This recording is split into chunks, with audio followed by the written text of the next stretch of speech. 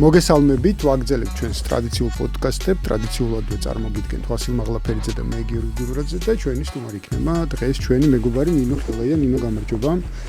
მადლობა რომ ჩვენთან ერთად ხარ. დღეს საუბრობთ ასეთ თემაზე, როგორც არის ეს განათლების რეფორმა და რაღაც თვალსაზრისით უფრო მისი ჩემი აზრით რაღაცა პრინციპულ და ესე ფუნდამენტურ პრობლემაზე რომ გავამახვილოთ ყურადღება არ იქნებოდა ურიგო, იმიტომ რომ ხშირად რასაც ბოლო პერიოდში შეიძლება გადააწყდე კაცი ამ მსჯელობისას რაღაც ვიღებთ ისეთ სურათს, რომ ერთის მხრივ პასუხისგებელი მხარე ხელისუფლება საუბრობს იმაზე, რომ საკმაოდ მძიმე ვითარება განათლების სისტემაში და შესაძლებელია და მეორეს მხრივ განათლების ესე ვთქვათ სისტემის მხარე, მათ შორის ვთქვათ თუნდაც ოპონენტები ხელისუფლებისა და ასე შემდეგ, რაც რაღაცნაირად ერთად დაჯგუფდნენ, ესეც საინტერესო ფენომენია, როგორ მოხდა ამის დაჯგუფება ერთ სივრცეში. პრინციპში არ ამბობენ, რომ უპრობლემოდ არის მდგომარეობა, მაგრამ ყოველ შემთხვევაში ამტკიცებენ, რომ ჩარევას არ საჭიროებს. ესეთი სურათი მივიღეთ თითქოს. და მოდი რა ვიცი, შენი მოსაზრებით დავიწყოთ, სად არის ყველაზე სერიოზული პრობლემა. უმაღლეს განათლებაზე ვსაუბრობ, იმიტომ რომ პირველ რიგში, იმიტომ რომ ეს ახლა მიმდინარე პროცესია, ასე ვთქვათ, ხო?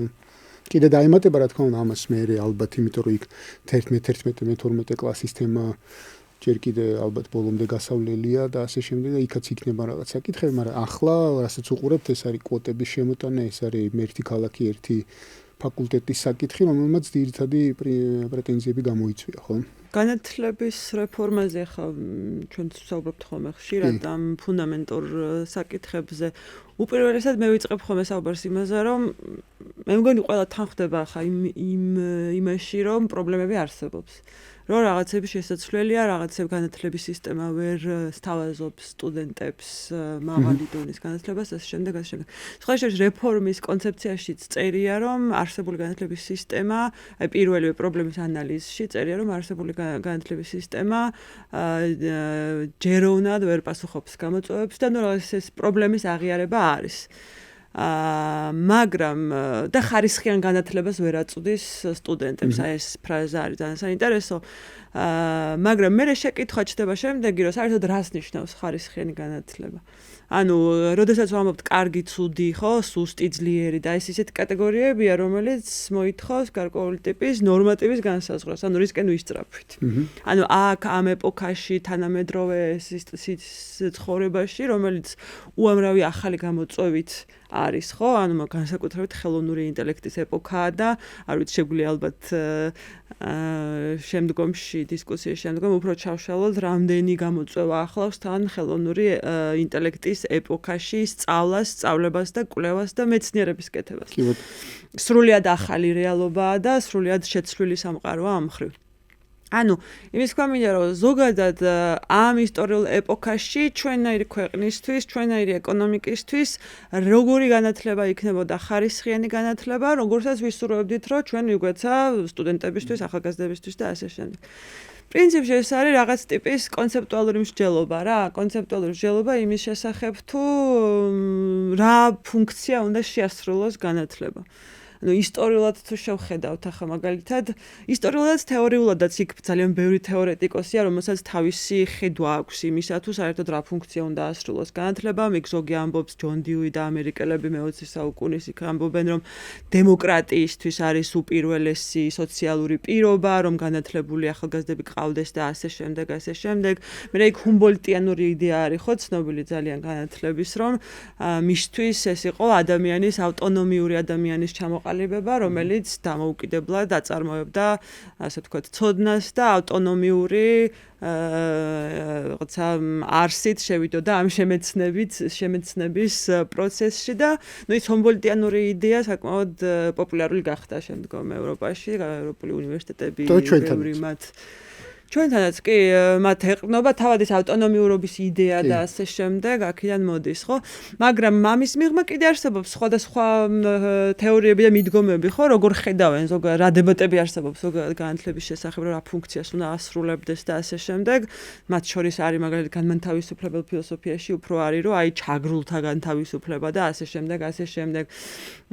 მაგრამ მე არის საინტერესო ისტორიულადაც, ხო, გარდა ამ თეორიებისა, განათლების ხედვის შესახებ, თუ რა ტიპის განათლების ფუნქციების ანუ განათლების ფუნქციებს როგორ ხედავდნენ ისტორიულად, გარდა ამ თეორიული ხედვებისა არსებობს საერთოდ როგორ იყო. ხო, ანუ ძველ საბერძნეთში როგორ იყო ათენსა და სპარტაში, ხო, ანუ ათენში შეგვიძლია ვთქვათ, რომ ეს რაღაცა მონაწილეობითი, დემოკრატიული, ასე შემდეგ, სპარტაში უფრო სამხედრო ადამიანის ჩამოყალიბება ხდებოდა. მე არის ასე ვთქვათ, განმანათლებლობამდელი შუა საუკუნეების ეპოქის არსით საინტერესოა, რომ რა იყო მაშინ განათლების ფუნქცია, ხო, ის სრულიად სხვა იყო, ვიდრე უკვე განმანათლებლობის შემდგომ. ანუ მანამდე უფრო ეს რელიგიური და კლერიკალური სწავლება იყო მთავარი ფუნქცია და მორალის არსის სწავლება იყო მთავარი ფუნქცია განათლებისა საზოგადოებაში. შემდგომ უკვე განმანათლებლობის შემდგომ მოდის გარკვეული ტიპის სეკულარული განათლება, ხო, სადაც უკვე ცოდნის ლეგიტიმაცია და ზოგადად ძალაუფლების ლეგიტიმაცია ღმერთიდან კი აღარ მოდის, არამედ უკვე მეცნიერების ასე ვთქვათ, უფრო სეკულარული მეცნიერების საწყისები იღებს სათავეს, ანუ მეცნიერებას ისეთ როგორცაც დღეს ჩვენ ვიცნობთ, მანამდე ცხადი არ არსებობდა და მეცნიერება ისედაც ახლა ყოველთვის ყოველ ეპოქაში იცვლის თავის არსს, მაგრამ განმანათლებლობის ეპოქა მეცნიერებისთვის საკმაოდ ესეთი მნიშვნელოვანი საწყისი არის. და შემდგომ უკვე არ ვიცი, ინდუსტრიალიზაცია არის ისტორიულად ასევე ძალიან მნიშვნელოვანი პერიოდი, რომელმაც განათლების ფუნქცია თავისი არსით სრულიად შეცვალა, იმიტომ რომ აქ უკვე ეკონომიკური საკითხი წამოვიდა წინ, რომ მაგალითად უკვე ადამიანებს შრომის ბაზარზე უკვე პროდუქტიულობით უნდა განეხორციელებინათ კონტრიბუციები. და ასე ვთქვათ, ინდუსტრიალიზაცია პრინციპში იყო ერთ-ერთი პირველი ამ ისტორიული თვალსაზრისით თუ შევხედავთ, როდესაც აი ეკონომიკა დაუკავშირდა განათლებას, ესე პირდაპირ. რომ ეს ამხელა მასიურ წარმოებას და ინდუსტრიულ წარმოებას სჭირდებოდა სპეციფიური ტიპის განათლება, რომელიც ასე ვთქვათ, ერთმანეთთან თანხვედრაში უნდა მოსულიყო. ძალიან მოკლე იმას ვაკეთებ, ხო, რაღაცა ისტორიულ ექსკურსავით და ჩვენ შეგვიძლია გავიხსენოთ მაგალითად მე-20 საუკუნის იგივე საბჭოთა რა ქვია, განათლების ფუნქცია, ხო, იქ საბჭოთა კავშირშიც განსხვავებულად შეიძლება დავინახოთ ადრეული შუა და გვიანი პერიოდები, მაგრამ ერთ-ერთი მთავარი მაგალითად რაც იქაც განათლება საკმაოდ ასე ვთქვათ მკაფიო იდეოლოგიური ხაზით უყურებდნენ, რაც ნიშნავდა იმას, რომ რაღაცა ეს ცნობილი მარქსისა და ენგელსის კრიტიკა კაპიტალისტური ასე ვთქვათ განათლებისა იყო, რომ კაპიტალისტური განათლება უთანასწორობა ზრდიდა და აწარმოებდა გარკვეული ტიპის დაქვემდებარებულ მშრომელს და ამის საპირისპიროდ შემოიღეს მათ უკვე ახალი განათლების ფუნქცია, სადაც განათლება იყო იმისთვის, რომ პირველი რომ რაღაცა თანასწორობა შემოეტანა საზოგადოებაში, ამისთვის შემოვიდა მე ეს მასიური წერა-კითხვის საკითხი, ხო, ჩვენ ვიცით, რომ 20-იან წლებში 25% იყო დაახლოებით წერა-კითხვის მცოდნე ადამიანთა რიცხვი და შემდგომ უკვე 70-იან წლებისთვის იზრდება და შემდგომ რა თქმა უნდა ეს არის პარტიის იდეოლოგიას ექვემდებარება განათლების საკითხი, ანუ დემოკრატიულ განათლებაზე ჩვენ საუბარი თავისი აი როგორც დღეს დემოკრატია ესმით ხოლმე ასეთი საუბარი არ არის, მაგრამ იქ საუბარია იმაზე, რომ განათლება დაკავშირებულია ასევე ამ სოციალისტურ წარმოებაში ადამიანების მონაწილეობასთან და ასევე სოციალურ მობილობასთან, სოციოლოგიურად სოციალურ მობილობას ეძახიან ერთი კლასიდან მეორე კლასში ზემოთ გადასვლას. ანუ უკეთესი ცხოვრებისეული შესაძლებლობების ძიებასთან იყო დაკავშირებული განათლება და ხშირად მოყავთ ხოლმე უდიპლომო სასიძოს საკითხი, რომ მაგალითად უდიპლომო სასიძოები ნიშნავდა იმას, რომ საბჭოთა კავშირში რაღაცა უბრალოდ იდეურად იყო ის, რომ სწრაფვა იყო, რაღაცა იდეოლოგია იყო ის, რომ ცოტა მატრაკეცული იდეოლოგიაც, რომ თითქოს სწრაფვა იყო ასე ვთქვათ, დიპლომებისკენ არაფრის გულისთვის, ანუ სინამდვილეში არაფრის გულისთვის და უბრალოდ თუ ვიღაცის საჩვენებლად კი არა, არსებობდა, ასე ვთქვათ, კაფიო მატერიალისტური ბიძგები, რაც ადამიანებს უბიძგებდნენ, რომ აი დიპლომები აიღოთ და ასე შემდეგ, ასე შემდეგ. ნუ გვიანი საბჭოთა ეგ უკვე კიდე იცვლებოდა, მაგრამ ძირითადად აი უფრო ადრეული ინდუსტრიალიზაციის პერიოდის შემდგომ ეპოქა ეს შეგვიძლია. აი ესე პოსტსაბჭოთა რეალობაში მაგ თვალსაზრისით სადუართ, იმიტომ რომ რაღაცა თვალსაზრისით იმ დღევანდელი თუნდაც დასავლური განათლების სისტემა განსხვავდება საბჭოთა პერიოდში პარალელურად რაც არსებობდა დასავლურ სისტემასთან. ხო, ჩვენ დავემსგავსეთ ამ დასავლურ სისტემას, ოღონდ თანამედროვეს, ანუ ის პროცესი არ გაგვივლია, რაც იმ დასავლურმა სისტემამ გაიარა იმ 70 წლის განმავლობაში, ხო, პირდაპირ აი ეს რაღაცა დავიწყეთ უკვე არსებულთან მიმსგავსება და ამ არსებულსაც რაღაც თავისი არის. მაგრამ მე მგონი უფრო სწორი დეფინიცია იქნება, რომ დავიწყეთ ამ სადეთ მიმსგავსება, თორე რთულია თქვა მე.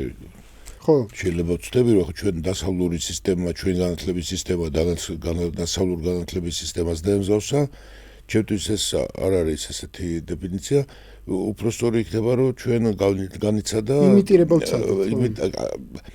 მე მგონი არც ვცად რეალურად რო ვთქვა, ჩვენ ახლა სტადიაში ვართ, რომ იმის ექსპლუატაციას ვაკეთებთ, რაც იყო, რა სისტემაც იყო, იმის ექსპლუატირებას ვაკეთებთ, ოღონდ ნუ ცალკეულ როგორც ამომეხოლმე თქვენ დავიცავ ამას, რასაკვირველია ყველა არა და ყველაფერი, მაგრამ სინამდვილეში ბევრად უფრო დაიწია განათლების და მეცნიერების დონემ. ახლა ესეთი ფაქტია, რომ შეგვიძლია ვიკამათოთ, მაგრამ ვერ გავალთ ამ კამათით მე ბოლოში და ამიტომ ხა ჩვენ რო რამეს ვთქვათ, რომ სიტყვაზე აი როგორ ვთქვათ, ახლა ნუ კაი პეტერბურგის სკოლასგან დავშორდით, მაგრამ ახლა ხარვარდს დაუახლოვდით, ნუ არ არის, ჩვენ დავშორდით როცა ჩვენ ეს ვლაპარაკობთ, ეს ყველაფერია, როცა ვიძახით, რომ წიგს დაშორება არის, მეცნიერებასთან უყურებთ, ნუ ძალიან მარტივია, სხვათა შორის ჩაგირებით, მაგრამ ვიტყვი, რომ აი ეს რეფორმას მე მაინც მეგონა და ნუ რამდენიმე ახსენა და კონცეპტუალური მსჯელობაა და კონცეპტუალური მსჯელობა კი არ გაიმართა, აღმოჩნდა, რომ ჩვენ ამისთვისაც არა ვართ მთლიანობაში საზოგადოება მზად.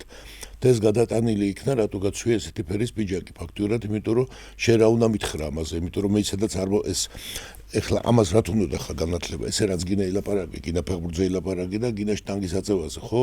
უკვე აღმოჩნდა, რომ ვიღაცები არ უყვართ, ეს გავიგე და მანამდეც უწოდი და აი რამდენად აღმოჩნდა ჩვენი საზოგადოება მთლიანობაში, მე მას არ ვაქვს პოლიტიკური თვალსაზრისით. ეს კიდე საკითხია. ხა ერთ კეთვით განათლების გასაკვირველი ესეა, ბევრი ფორმით გამოიყენება, მაგრამ ერთი მთავარი რაც განათლებას ააგდა, სხვათა შორის დიპლომისკენაც იმიტომ იყო გამოსწრაფვა, რომ კაცობრიობამ თვითონ რაც ისწავლა, აი ჰომო საპიენსმა, რომ განათლებული ადამიანი არის უფრო ძლიერი, ვიდრე გაუნათლებელი. ძალაუფლების ერთ-ერთი ფორმა. ჰომო საპიენსი, აი ეს უხეშად რო ვთქვათ, პირველი ადამიანი განათლებით აჯობა თავის როგორ გამოიყენა და ასე შემდეგ სხვა არის, მაგრამ თუ გამოიყენა და დაემორჩეს სხვათა შორის შეიმეცნა და შეიმეცნა და ამან ჯოხი უფრო ადრე ესეც განათლება იყო, ჯოხი ადრე გამოიყენა, მერე შუბი გამოიყენა, მერე ცეცხლი გამოიყენა, ეს არის განათლება. და მეცად გეტყვით, განათლება ასე ბევრნაირი იარაღია დემოკრატიის. დამორჩილების იარაღიც იყო, ამიტომ იყო, რომ ცდილობდნენ, რომ მთელი რიგი საზოგადოებები რომ განათლება არ მიეღოთ რაღაცა წრეებს. რომ განათლებული ადამიანი ყოფილიყო უფრო ძლიერი, ქალების განათლება. იმიტომ რომ ეს ცდილობები სისტემურ დონეზე დღესაც არსებობს. გასაკვირველია, იმიტომ რომ ნახე რა ყველა მიცით, რომ თუ გაუნათლებელი იქნები, სახში თავისთავად იჯდები და ეგეთი სიტუაცია იყო. ან და შენ იქნები მიწაზე მიჯაჭვული და შეყოლთვის უფრო იქნები. ანუ განათლება არის გაუნათლებელი ადამიანი არის მოწყვლადი. ეს ქონდათ ინსტინქტში ჩადებული, რომელიც შეიძლება გეთანხმება მატრაკოცობაში გადავიდა, მაგრამ იცოდნენ, რომ დიპლომიანი ადამიანი უკეთესად არა, მეც ვამბობ, რომ ეს მატრაკოცობა კი არ იყო, პირიქით, ეს იყო დაპირება უკეთესად მომავლის. სახელმწიფოებს რო შევხედავთ, სახელმწიფოებს, ხოთა შორის განათლების ამბები და ეხლა მაგუნდებოდა რომ და ნინო. ეს ძაღში შემთხვევაში არის ხოლმე, რომ ძაღში შემთხვევაში კი არა, რომ განათლებული სადაც დააყენეს, ის არის მოწინავე ხდება. აი რომის იმპერიას ფაქტობრივად მთელი სკოლების სისტემა ქონდა გადებული. ჩვენ მაინც ის გვინდა. მე აი მაგალითად ესეთი ამბავია. ახლა სოციალური მასე რო ამოთ გადასვლაზე. ჩვენთან და ეგეც განათლების პრობლემა არის სხვათა შორის, ხშირად გამოიყენებენ ხოლმე ჩვენი პოლიტიკოსები ან ეგრეთ წოდებული პოლიტიკოსები ან ექსპერტები, აი გამოვლენ მონღოლებს ამოკრავენ ხოლმე ხელს. ხო, მონღოლები მოვიდნენ, ესეა, ველურები მოვიდნენ. ჩვენ ასე გვიყავით და სიამრულეში მონღოლები მოვიდნენ ჩინური განათლების სისტემაზე იყო დაფუძნებული და რატომ ითხრა და ჩინგის ხანმა ჩვენ ამაზე არ ვსაუბრობთ ხოლმე, სულ იმპერიას ვსაუბრობთ. გამოიყენა ჩინური სისტემა, რომელიც მათ ჰქონდათ ბოლომდე, რაც ხელისუფლებაში მოყავდათ განათლებული ადამიანები და ამისთვის ტარდებოდა ტესტები და სიკვდილი დაჟა იყო ამის გაყალბებაზე.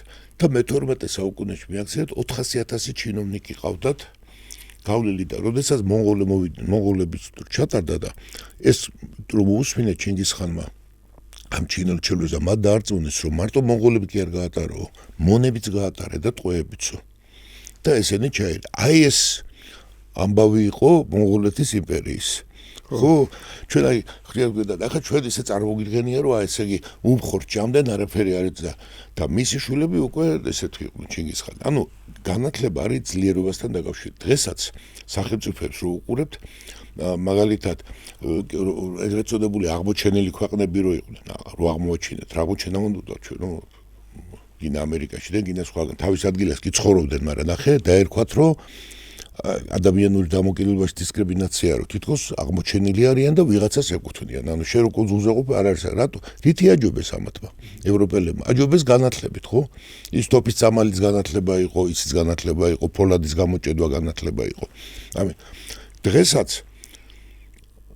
ილია რო ამოს უნდა ხმალი გვერდზე გადავდოთო და ეხლა ეს ეპოქა იწყებაო. დაკლები განათლების ეთნოსი, ერი, სახელმწიფო რაც ავართ ერთობა, ხო? კი გვიჭირს ეს ერთობა, მაგრამ ხო ვართ ეს რაღაც ამ სოფლიო კონკურენციაში რო ვართ, ვინც განათლებით იქნება წინ და დონეზე ის იქნება და ვინც არ იქნება, ის ვერ გაუძლებს ამ კონკურენციას. ეს არის მთავარი მოთხოვნილება. ახლა განათლების ფუნქციაზე ერთ რამეს ვიტყოდი, ასაკრებო ბევრნაირი შეიძლება ითქვას. დავით გურამიშვილს აქვს ორი განსაზღვრება. ორი რაღაც არის. პირველი არის ფილოსოფიური, რომელია პირველი მეორე რამშულობა აქვს. ერთი ფილოსოფიური საკითხია. აი რასაც უამობენ, რომ განათლებას თავისთავადი მნიშვნელობა აქვს. ყმაწვილი უნდა სწავლობდეს საცნობლად თავისადაო. ვინ არის სიდა მოსულა, სად არის წავა სადაო. ეს ახლა თავისი ამით ვინც მოიაზრებს მისი მოაზრეა შემეცნების ადგილი, მისი ადგილი სამყაროში მიმართება, ფილოსოფია, აქ არის ყველაფერი, გინდა კანტი, გინდა პლატონი, გინდა უმაღლესი მათემატიკა, შემეცნება, სამყარო, თვარე, რაღაც გინდა, რომ ადამიანი ხარ. homo sapiens-ში რო ვითარდები. მეორე არის გავს უხორთომოს სპილოსა. ჭკვიანი კაცი ბრიყვია, ჭკვიანი ნიჭი ერსამობ. ნიჭი არ გიშველისო. ბრიყვი იქნებიო. შტერი იქნებიო. აი ესე. აი ნახეთ თითქოს ორივე ფუნქცია ჩადო განათლების. აქედან მოდელიც ესე არის, რა უნდა იყოს. ერთი კი ბატონო, ეს უნდა იყოს ამიმართულებით ისალო, მეორე ესეც გინდა. უნდა იცოდე 40 გათხრა. რისთვის თხრი 40? უბრალოდ ეგ არის. 40 ვინც თხრის? ხშირად არის ისი, მაგრამ რატო თხრის? შენ უნდა იცოდე რას თხრი. ხო იცი ის რო არის მუხას მოთხრისო, მაგრამ საწაიღოს არის ის მე და ჩვენ ჭირს სხვათა შორის ეს განა ეს უნდა იცოდე, გვირაბის გაყვანა უნდა იცოდე, ხიდის გაყვანა უნდა იცოდე, ეს უნდა იცოდე, რომაელების გაყვანილი ხიდები არის დღემდე მუშაობს, აგერ ხლა უყურებდი ერთმანეთში მუშაობს დღემდე და ისეთია ის აკვედუკები. ეს განათლება არის ყველაფერი და ამაზე დგას. ჩვენთან ამ თვალსაზრისით აი გურამიშვილმა და სხვა ამორი კონცეფტით ორივე შეიგრძნობა ჩამორჩენა. ჩვენი ადგილის მოაზრებაში ეს შანსი თუნდაც ერთმანეთთან დამოკიდებულებაში და უდისკუსიობაში, რაზე ჩვენ ხშირად გვილაპარაკია, რომ ადამიანები აღარ საუბრობენ, ადამიანები და რთულსო საუბრობენ, აღარ გაინტერესებს მეორე რას ამბობს. უკვე აპრიორი იცი და აბა ეგრე დაჯექი და შენ თავს ელაპარაკე და გადიო და მონოში და აგინე ვისაც გინდა. ან და იმის არ იყოს ორმო ამოთხარე და კუთხარი ხო იგავარაკში რო არის. და მეორე ნაწილშიც გვაქვს სერიოზული ჩამორჩენა, იმიტომ რასაც უყურებ, მე უფრო ჰუმანიტარულ ვარ და ჰუმანიტარულ საგდებს უყურებ და თუმცა ბრმა უნდა იყოს ძალიან შეამჩნია როგორი ჩამორჩენა გვაქვს ჩვენ ტექნიკურ საგდებში როგორი იყო, იმიტომ რომ შეიძლება მაშინაც არ წინავდა,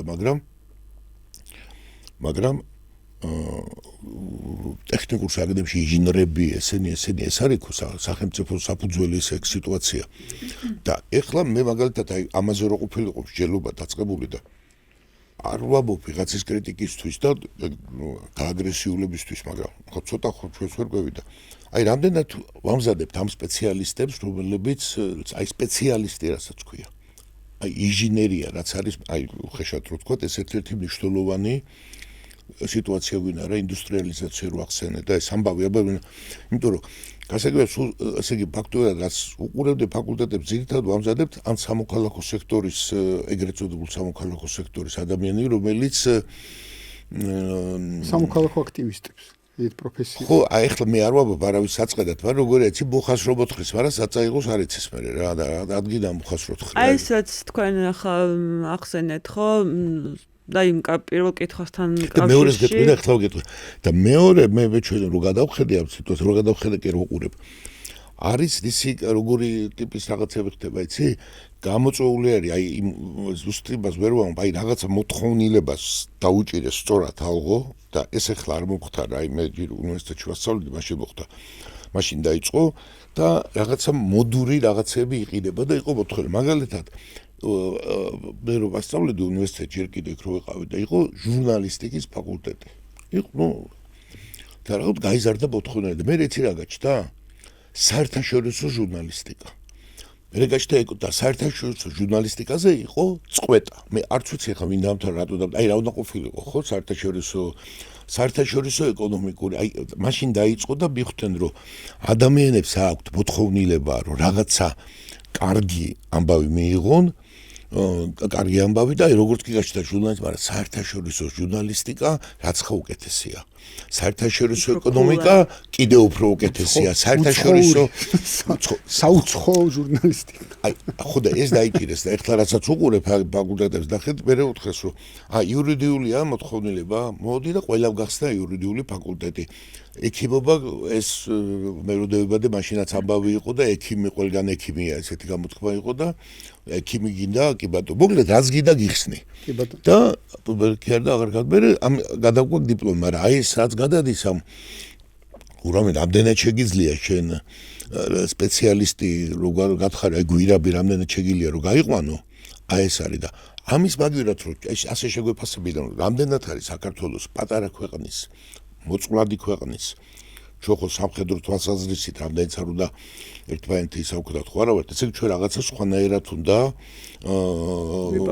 ვიპოვოთ ჩვენი ადგილი და ეს რამდენად შეესაბამება და ამის გამო ახლა მედანინო ერთმანეთს მე რა თვალებს დავკაცრავდა ესე ვიჩხუბებთ ეს კი არ არის იმის მაგივრად აი ამაზე უნდა ილაპარაკო და ასეთი ლაპარაკი გმართებდა და გვჭირდება ჩვენ და ასეთი დისკუსია და არა ესეთი ამბავიო თქვენ იცით რომ ისედაც მე ისედაც ვიცოდი რომ თქვენ არაფერ კაკს არ იზამდით და არ გააკეთებდით და უცნაურობა მოხდა და პოლიტიკურად ახლა მაინც ვთქვა დიდი სიბეცა მოხდა იმიტომ რომ ისეთი ვითარება იყო რომ იმის მაგივრად ხელისუფლება დამდგარიყო დაცვაში და ამ სექტორს ეთქვა რომ დანარჩენებს რომ შენ პასუხისმგებელი რო ხარ ეს განათლების სისტემა ვერ აკმაყოფილებს იმ დონეს ხელისუფლება გამოვიდა რომ და ეთქვა რომ რატო ამდენ არ გააკეთე და რაღაცა და დაცვაში ყოფილიყო რომ ის ამ მიზეზით ვერ დავიწყე და აი მაპატიეთ მაგრამ ეხლა ვიწყებ ეხლა გამოვიდა რომ ხელისუფლება ამბობს იმას რაც 2x2 4-ია და ეს თვალდებს და აქედან ძახია რომ დაანებე თავი ჩვენ ვართ ძალიან კარგები და არ უშველის ახლა დაბღვერი სახეები და ესეთ სახეები თუ არა შედეგი რა ხო აი ამას ვინდოდა ზოგადად აი ამ ბევრი ნიშნავენ საკითხი წამოიწია, მაგრამ აი დავიწყებ იმ დღეს სად ვართ ხო, აი 90-იანების მერე და თქვენც ახსენეთ, რომ აი საბჭოთა მეცნიერება და დღევანდელი მეცნიერება და ძალიან მნიშვნელოვანი არის ხოლმე, რომ ხშირად აი ამისი გააზრება დღეს არ ხდება, რომ საბჭოთა მეცნიერება საერთაშორისო ცოდნის სისტემაში თანამშრომლობდა როგორც თანაბარი პარტნიორი.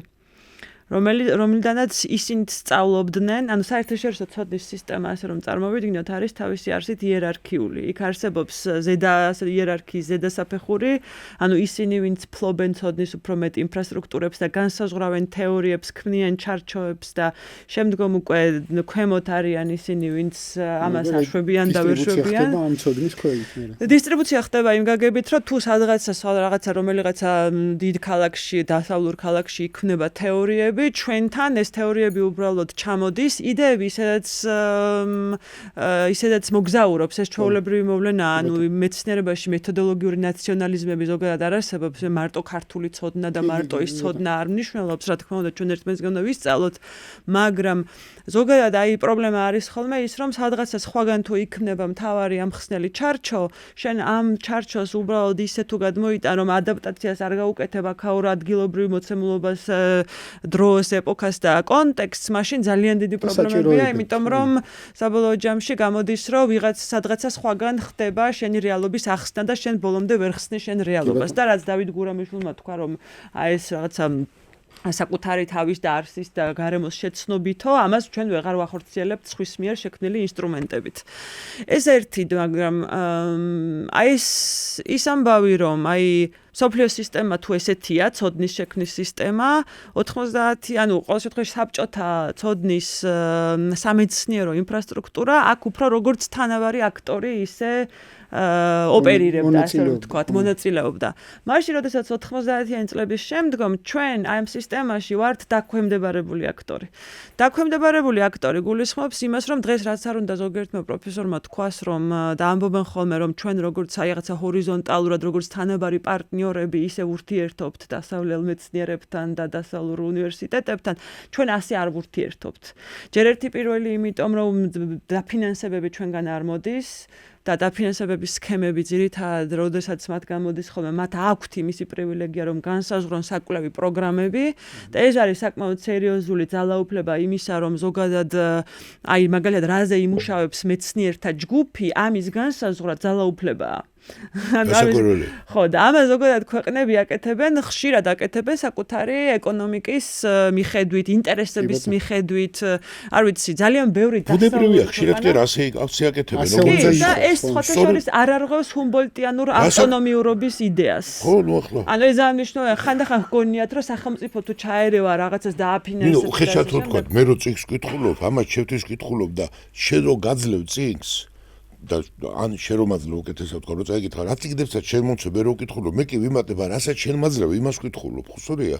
ხო და მაგრამ შენ შეთვის ვკითხულობ, ახლა ეგ ადამიანი ესეა მოწყობილი, ახლა ისე ვიცით ხოლმე რომ ახლა რას იზამს ახლა ის განათლების მეცნიერება და ჯგუფი რაც უნდა ჩაქრთავს ამ საქმეში და ამაზეც მადლობელი უნდა იყო, მაგრამ შენ რაღაცაც ამ ძალიან მნიშვნელოვანია, მაგრამ პოლიტიკას ის ქმნის სამგანმანათლებლო პოლიტიკას, ხო? სამეცნიერო პოლიტიკას. ანუ მე რასაც ვამბობ, ძალიან მნიშვნელოვანია რომ განვასხვაოთ, შეიძლება ვიღაცამ ისე გაიგოს, რომ ინდივიდუალურად ჩვენ რაღაცა არათანაბარ პოზიციაში ვარ. ანუ ეს არის სტრუქტურული მოცემულობა. ქართული აკადემია დღეს არის დაქვემდებარებული პარტნიორი. ანუ რაც არ უნდა თქვან, რომ ჩვენ ჰორიზონტალურები ვართ, ესე არ ვართ. შემდგომ ერთი ხო არის მაგალითად ახსენე დაფინანსების სქემები და ოდესმე კარგად გავმარტებ, რასაც გულისხმობ, ვიცი რასაც ხო და ის კერდიშთავს რომ ესე იგი მაგიდასთან შენთან ერთად არ დაждდება და ისა რა თქმა უნდა ეს არაფერს მსგავს არნიშნავს იმას რომ ანუ მაგალითად თუნდაც აი ყოველდღიურობაში ხანდახან ეს პრობლემა სხვაგანაც ხო პრობლემატიზირებულია მაგალითად ხშირად ამბობენ რომ გლობალური ჩრდილოეთი განსაზღვრავს გლობალური სამხრეთის ცოდნას რა ანუ გლობალურ ჩრდილოეთში იწარმოება გლობალური სამხრეთის შესახებ საზოგადოებების შესახებ ცოდნა და ეს რანაირად შეიძლება მოხდეს ხო ამ საზოგადოებებმა ხო თვითონ უფრო კარგად იციან თავის ირგვლივ რა ხდება უბრალოდ მათ არ აქვთ ისინი არ არიან აღჭურვილი იმ სამეცნიერო ინსტრუმენტებით სამეცნიერო ინფრასტრუქტურებით, დროითა და რესურსებით, რომლებიც ამის სისტემატიზებას, იმიტომ რომ ცოდნა ხო სისტემატიზებას საჭიროებს. ჩვენ შეიძლება რაღაცა ტიპის გამოცდილებები გქონდეს და ყველა ვიცოდეთ საქართველოში რაღაცა მაგალითად ბოლო 10 წლეულში რა მოხდა, მაგრამ თუ ჩვენ ამის სისტემატიზებას არ გავაკეთებთ სამეცნიერო სივრცეში, სხვა გააკეთებს.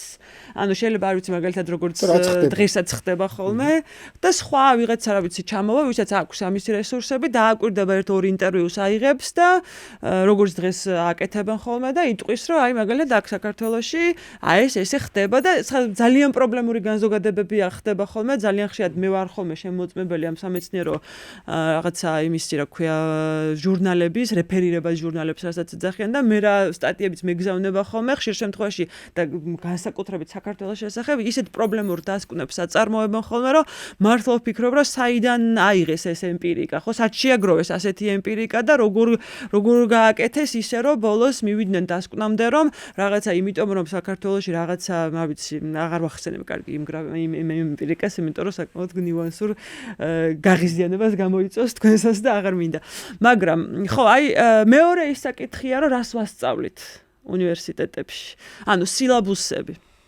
სილაბუსების განსაზღვრა ზოგადად რა თქმა უნდა არის აკადემიური ასე ვთქვათ პერსონალის ავტონომიურ სივრცეში შედის ხო ანუ მე როგორც პროფესორი ლექტორი და ასე შემდეგ თავად განსაზღვრავ რა უნდა ვასწავლო და ეს არის ეს ჩემი ეს თავისუფლების ასე ვთქვათ ერთ-ერთი ატრიბუტი რომ რაც მე მაქვს და ამას ვიყენებ მაგრამ რომ გადავხედოთ ჩვენ ამ სილაბუსებს ჩვენ ვერ ვნახავთ რომ იქ რაღაცა ტიპის პლურალიზებული ცოდნა ანუ მრავალფეროვნება რასაც ჩვენ გვინდა რომ არსებობდეს ცოდნაში, ესეთ რაღაცა დიდწილად არ გვექნება და განსაკუთრებული მაგალითია ხოლმე ეკონომიკა, რომელიც მაგალითად და პოლიტიკური და სოციალური მეცნიერებებით, სადაც აი კრიტიკულ თეორიას ეძახიან, მაგრამ არაფერი კრიტიკული იმ თეორიაში არ არის.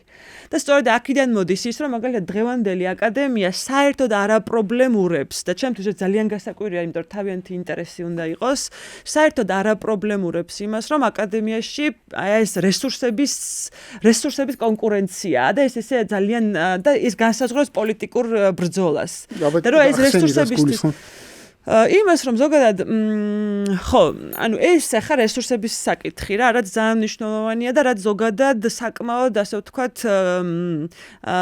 ვთქვათ დაძაბულს ხდის ნებისმიერ ბრძოლას, რა ბრძოლაც აკადემიის შიგნით მიმდინარეობს. იმიტომ რომ აკადემია და ცოდნის ინსტიტუტები ხო თავისი არსით ძალაუფლების ინსტიტუტია. ანუ ის არ არის რაღაცა სამთავრობო ინსტიტუტი, მაგრამ იქ სხვა ტიპის ძალაუფლებაა და იმ ძალაუფლებაში იქიდან გამომდინარე ცოდნა ძალა, შესაბამისად ძალაუფლების ინსტიტუტი. ცხადია და როდესაც ინსტიტუცია აქ უკვე კიდე სხვა ტიპის მასთან გვაქვს საქმე, სადაც ძალიან მნიშვნელობს სიმბოლური პრესტიჟი, სიმბოლური კაპიტალი, არა მხოლოდ მატერიალური კაპიტალი, არამედ სიმბოლური კაპიტალიც, ხო? ანუ სიმბოლური კაპიტალი ნიშნავს იმას, რომ მაგალითად აკადემიურ პერსონალს აქვს თავისი ავტორიტეტი. თუ ეს ავტორიტეტი შე როგორც პოსტსაბჭოთა მეცნიერს, რომელსაც ხშირად მეცნიერსაც არ გეძახიან, მკვლევარს გეძახიან და დასავლელ მეცნიერს ეძახიან მეცნიერს, და ამაზე ხშირად ხუმრობენ კიდევაც. ხო, თუ შენ როგორც აი პოსტსაბჭოთა საზოგადოებების მკვლევარს მოგეცა, ასე ვთქვათ, ისეთი იარლიყი, სადაც აი როგორც საზოგადოებები დაიყო, ხო, ერთის მხრივ დაიყო რაღაცა ჩამორჩენილი, ინგლისური არ იცის, რაღაცა კომპიუტერი არ იცის, არ არის ინტეგრირებული საერთაშორისო ცოდნის სისტემაში და ასე ვთქვათ, ვეღარ აი ამ რაღაც ჩვენს პროგრესულ ინტერნაციონალიზებულ და ვესტერნიზებულ და დასავლეთისკენ სწრაფ ცოდნის ჯგუფებში ეგ აღარ ასე ვთქვათ მონაწილეობს. ამიტომ როგორც საზოგადოება დაიყო ამ იერარქიულ ასე ვთქვათ იერარქიებად, ხო, რაღაცა ჩამორჩენილი და პროგრესული ესეთი და ასეთი, ხო, ის ნათელი და ბნელი აი ეს ჯგუფებად, ასევე დაიყო ასე ვთქვათ აკადემიაც. იქაც გაჩნდნენ ის ჯგუფები, სადაც სხვადასხვა აი ესეთი დისციპლინები, როგორც არის ქართული ენა და ლიტერატურა, იქნებოდა ეს თუ სხვა უფრო ადგილობრივი ცოდნის საჭიროების მქონე დისციპლინები მოხვდნენ ჩამორჩენილებში, ასე ვთქვათ. რა თქმა უნდა, ჩამორჩენილები არ არის ის, რასაც მე ვიძახი, ხო? ანუ ეს არის უბრალოდ ის დაყოფა, რაც მოხდა.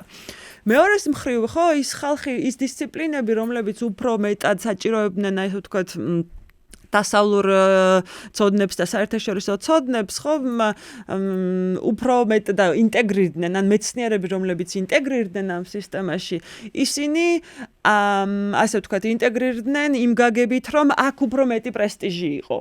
ხო, აქ თუ მე ვარ, თან ბნელი ვარ, თან არავინ ფულს არ მაძლევს, თან რესურსები არ მაქვს, თან კვლევებს ვერ ვაწარმოებ, თან რა ვიცი, გახსოვთ ალბათ 2000-იან წლების დასაწყისში 8 ლარი და 14 ლარი იყო უნივერსიტეტებში, ხელფასი ჩემი ოჯახის ესე ჰქონდათ ყოველ შემთხვევაში და ხო, საერთოდ გადასვლა იყო, აი როცა დაატყდა ესეც ვთქვა, აი დაატყდა როგორც ზვავი დაატყდება, იმიტომ რომ ნუ ასე ვართ ადამიანები ვართ, ხო, არა ვართ ანგელოზები და მატერიალური სკარეშე დიდხანს ვერ ძლებ, ხო?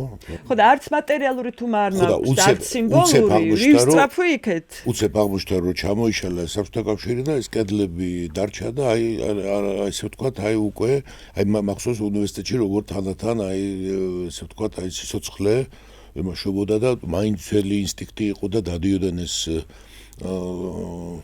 ადამიანები და პროფესორები და მაინც ცდილობდნენ, მაგრამ სადამდეც, მაგრამ ნუ ახლა საწვავის გარეშე მანქანა რამდენ ხანს ივლის ხო ადამიანიც და მე აი გადაიწყო სწორედ აი აბსოლუტურად ზუსტად მე დაიწყო ტრანსფორმაცია და შეიცვალა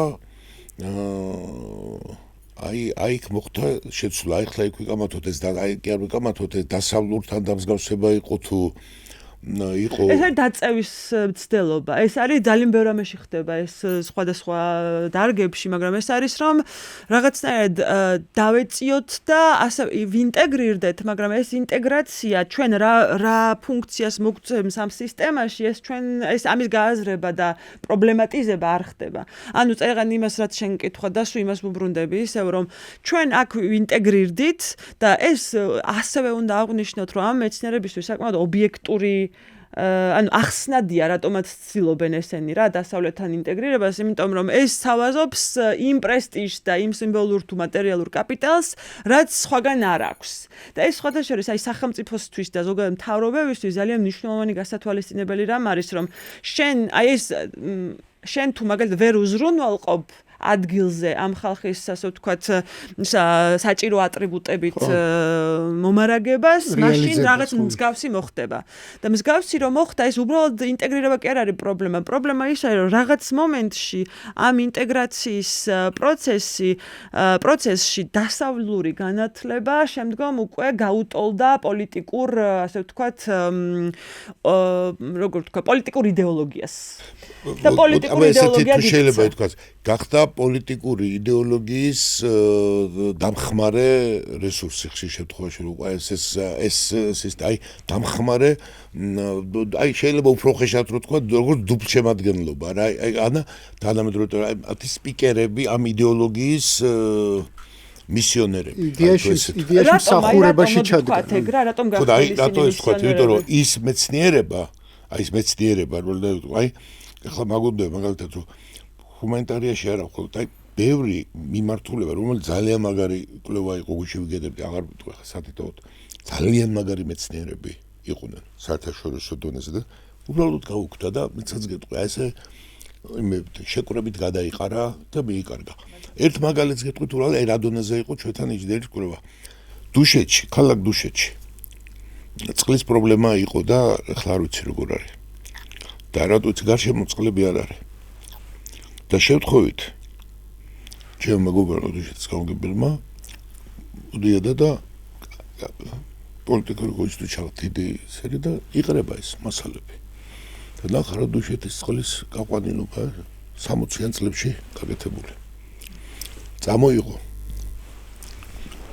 მივიტანეთ ექსპერტებთან გავიჩნდნენ საიდუმლო კიდე რო არიან და საინად იპოვეთ და რატო იყო ეს ესე კვლევები აი რატო ახლა იტყვიან რასაკურა ყველაფერი კარგი არის რასაკურა ტყული დისერტაციაც იწერებოდა მაგრამ მე რაღაცაზე დამჭირდა გიორგი და ის ხო როგორ იყო იცი აი მეცნიერები ნასიარულები ვირებით გაზომილი ყველაფერი სხვათა შორის კილომეტრ წყლის გამოყვანა დავიწყეთ მე ომი რომ მოხდა იქ რუსებმა დაიკავეს ეს სიტუაცია ცალკე ისტორია მაგრამ ის წყლის ამბავი როცა დაგჭირდა დინარეების სათავეები და ისინი ანარგო პირველ ფიქრობდი რომ ამ გააგიჟეთ ხალხი ხა ადამიანი ხო იფიქრება რაში გამომადგება ბავშვობაში რომ და რა თქინდა ახლა რაღაცა დინარე არ ვიცი სადიღებს სათავეში დამჭირდა ერთი მეორე მესამე სადიღებს რა შვება აგვისტოში რა შვება დებაში ან თურმე სადახარ მე რო არ ვიცი მაგას ხო არ ნიშნავს აი ხო იცი უცოდინარი კაც ბედნიერი ახლა რა არ იცი და ეს არის ყველაფერი საჭირო ეს არის სიმდიდრე ეს არის ამბავი ეს მეცნიერებას რო ვიძახით ესე იგი მეცნიერება სიტყვათ ახლა მართლა ქაქანზე თუ დავიყვანთ ახლა ამას და ესე ვიკამათებთ ეს კი ბატონო იქნება მაგრამ მეორე გვირაბის გაყვანა უნდა იცოდა ის უნდა იცოდა ახლა მე ვარ ცოცხალი მოწმე ამისი 99 წელია თუ რაღაცა თეირანში ვიყავი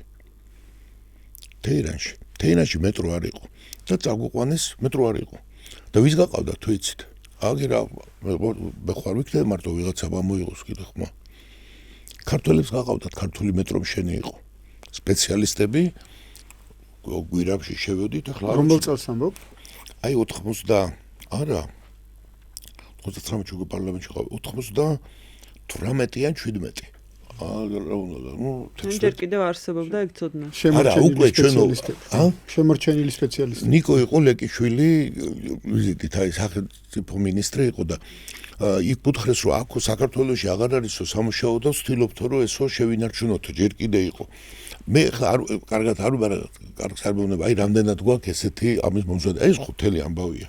ეს არ არის ხო ჩვენ რო ბევრი შეიძლება ილაპარაკო, აი ესე ჩვენ ხარ დავიყოთ შეიძლება, აი წუთში დავიწყებ ჩვენებლობაზე, აი 10 გავიგე 10 კატი კორუფცია, ეს არის ჩვენი ამბავი, მაგრამ ეს როგორ უნდა გაიყვანო ეს გვირაბი, ანდა ებისმერე წიწავი და ტექნიკა, ჩვენ რამდენად ვიცით ამისი ამბავი, ეს რამდენად ვიცით ეს თანამედროვე ტექნოლოგიებს რამდენად ფლობს. გასაკვირველია, ყველაფერს აქ ვერ მოიგონებს საქართველოში, მაგრამ შენ რა დონეზეც არ იქნებ. თუ ეხლა გასაგებია აი ესე ვთქვა, ახლა ჩუტშიპს არ ვაწება, თუ მარტო ჩვენ ესე გამოყენებელი ხალხი ვიქნებთ, კაი ბატონო და მაშინ თქვათ რომ სოფლის მეურნეობა, აბა სოფლის მეურნეობაზე მაგალითად, აი დავიკითხავ ხოლმე აქ რომ ან განავითაროთ სოფლის მეურნეობა რა და პოსტი ხო Facebook-ი იქცა გადა აბა რა ისწავლება ერთი აი ან დისკუსია რომ მოეწყოს რა ისწავლება ჩვენთან რომ თანამედროვე სოფლის მეურნეობის ამბავი იყოს მე მაგალითად მაინტერესებს ეს დარგი და რატომ ძალიან მეეჭვება რომ ისწავლება და სადაც ისწავლება და მაგრა გვაქვს აბა ბოლოს სად გაიგეთ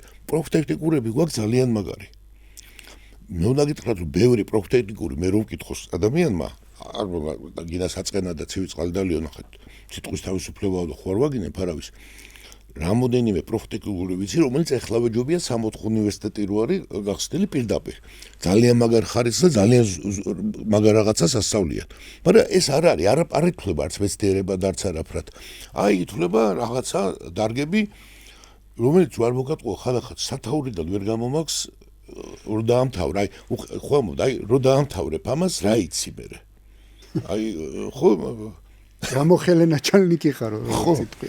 ანუ თქვენ რომ ამბობთ ხო ეს კონკრეტული დისციპლინები ხო აი იმის გვირაბზე მშენებლობა თუ ინჟინერიის დარგები. მე ფილოლოგიაზე აღარ ვინაგი.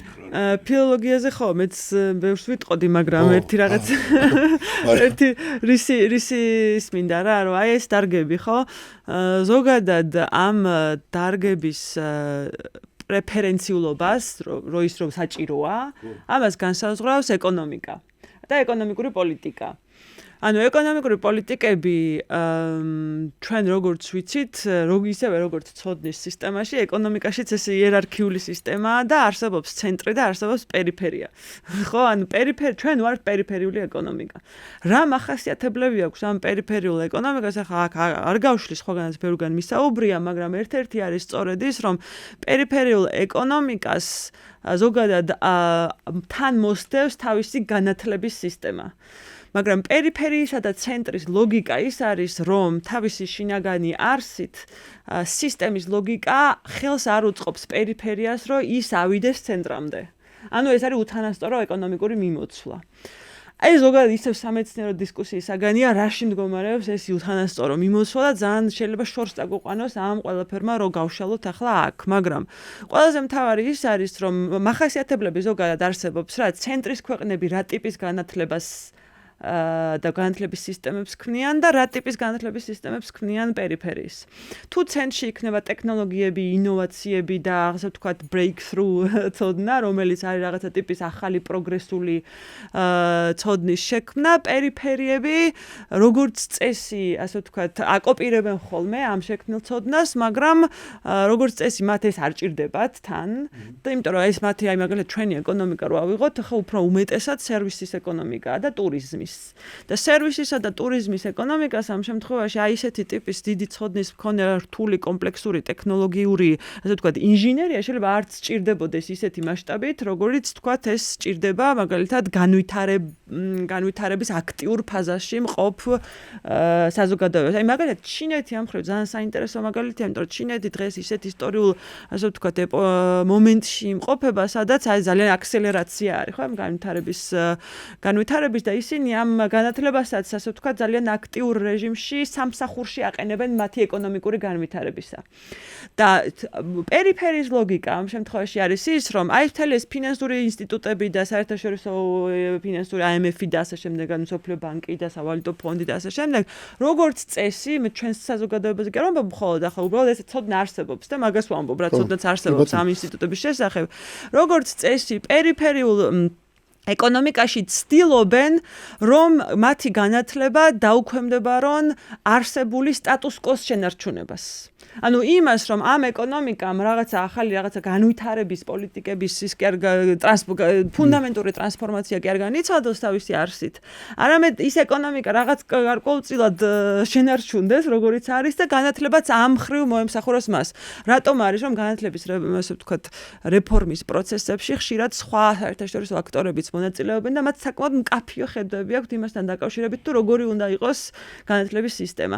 ამას ხანდახან ამა თუ იმ ქვეყანაში კიდე არც თუ ისე ცოტა ქვეყანაში და სხვადასხვა პროფესიულ განათლებებზეც აქვთ მათ საკმაოდ მკაფიო შეხედულებები, რომ აი მაგალითად თუ უმაღლესი განათლება აი მაგალითად ჩვენთანაც ხო დაბრუნდა ეს პროფესიული განათლების სისტემა, რაც ცუდი არ არის, ხო? რაღაც პროფესიულ განათლებებში საკმაოდ კონკრეტულ ცოდნას ისწავლი, რომელსაც მე გამოიყენებ და ასე შემდეგ. პროფტექნიკურს გულისხმობ. ხო, პროფესიულ ეგრეთ ხო, კი ბატონო. პრაქტიკული დანიშნულების ცოდნა. კი ბატონო, მაგრამ ესეც ასე კი არ გამორიცხავს კაცო ის ისეთივე სიტუაცია ისევე მიდის ის მეცნიერებამდე მე თუ გინდა შედაქენ რა თქმა უნდა შეიძლება მივიდეს მაგრამ თუ ეს სისტემურად მოხდება და ჩანაცვლება მოხდება უმაღლესი განათლების ნელ-ნელა და თანდათანობით უფრო მასშტაბური ჩანაცვლება მოხდება მაშინ უკვე ეს სისტემა სხვა შედეგებს მოგცემს და სხვა ლოგიკური შედეგები დადგება და ჩვენთან მაგალითად ხშირად გადაწყვეტილებების მიმღებები მათ შორის სხვა ჩვენთან არა ზოგადად ქვეყნებში მაგალითად პოსტსაბჭოთა ქვეყნებს ახასიათებთ ეს რომ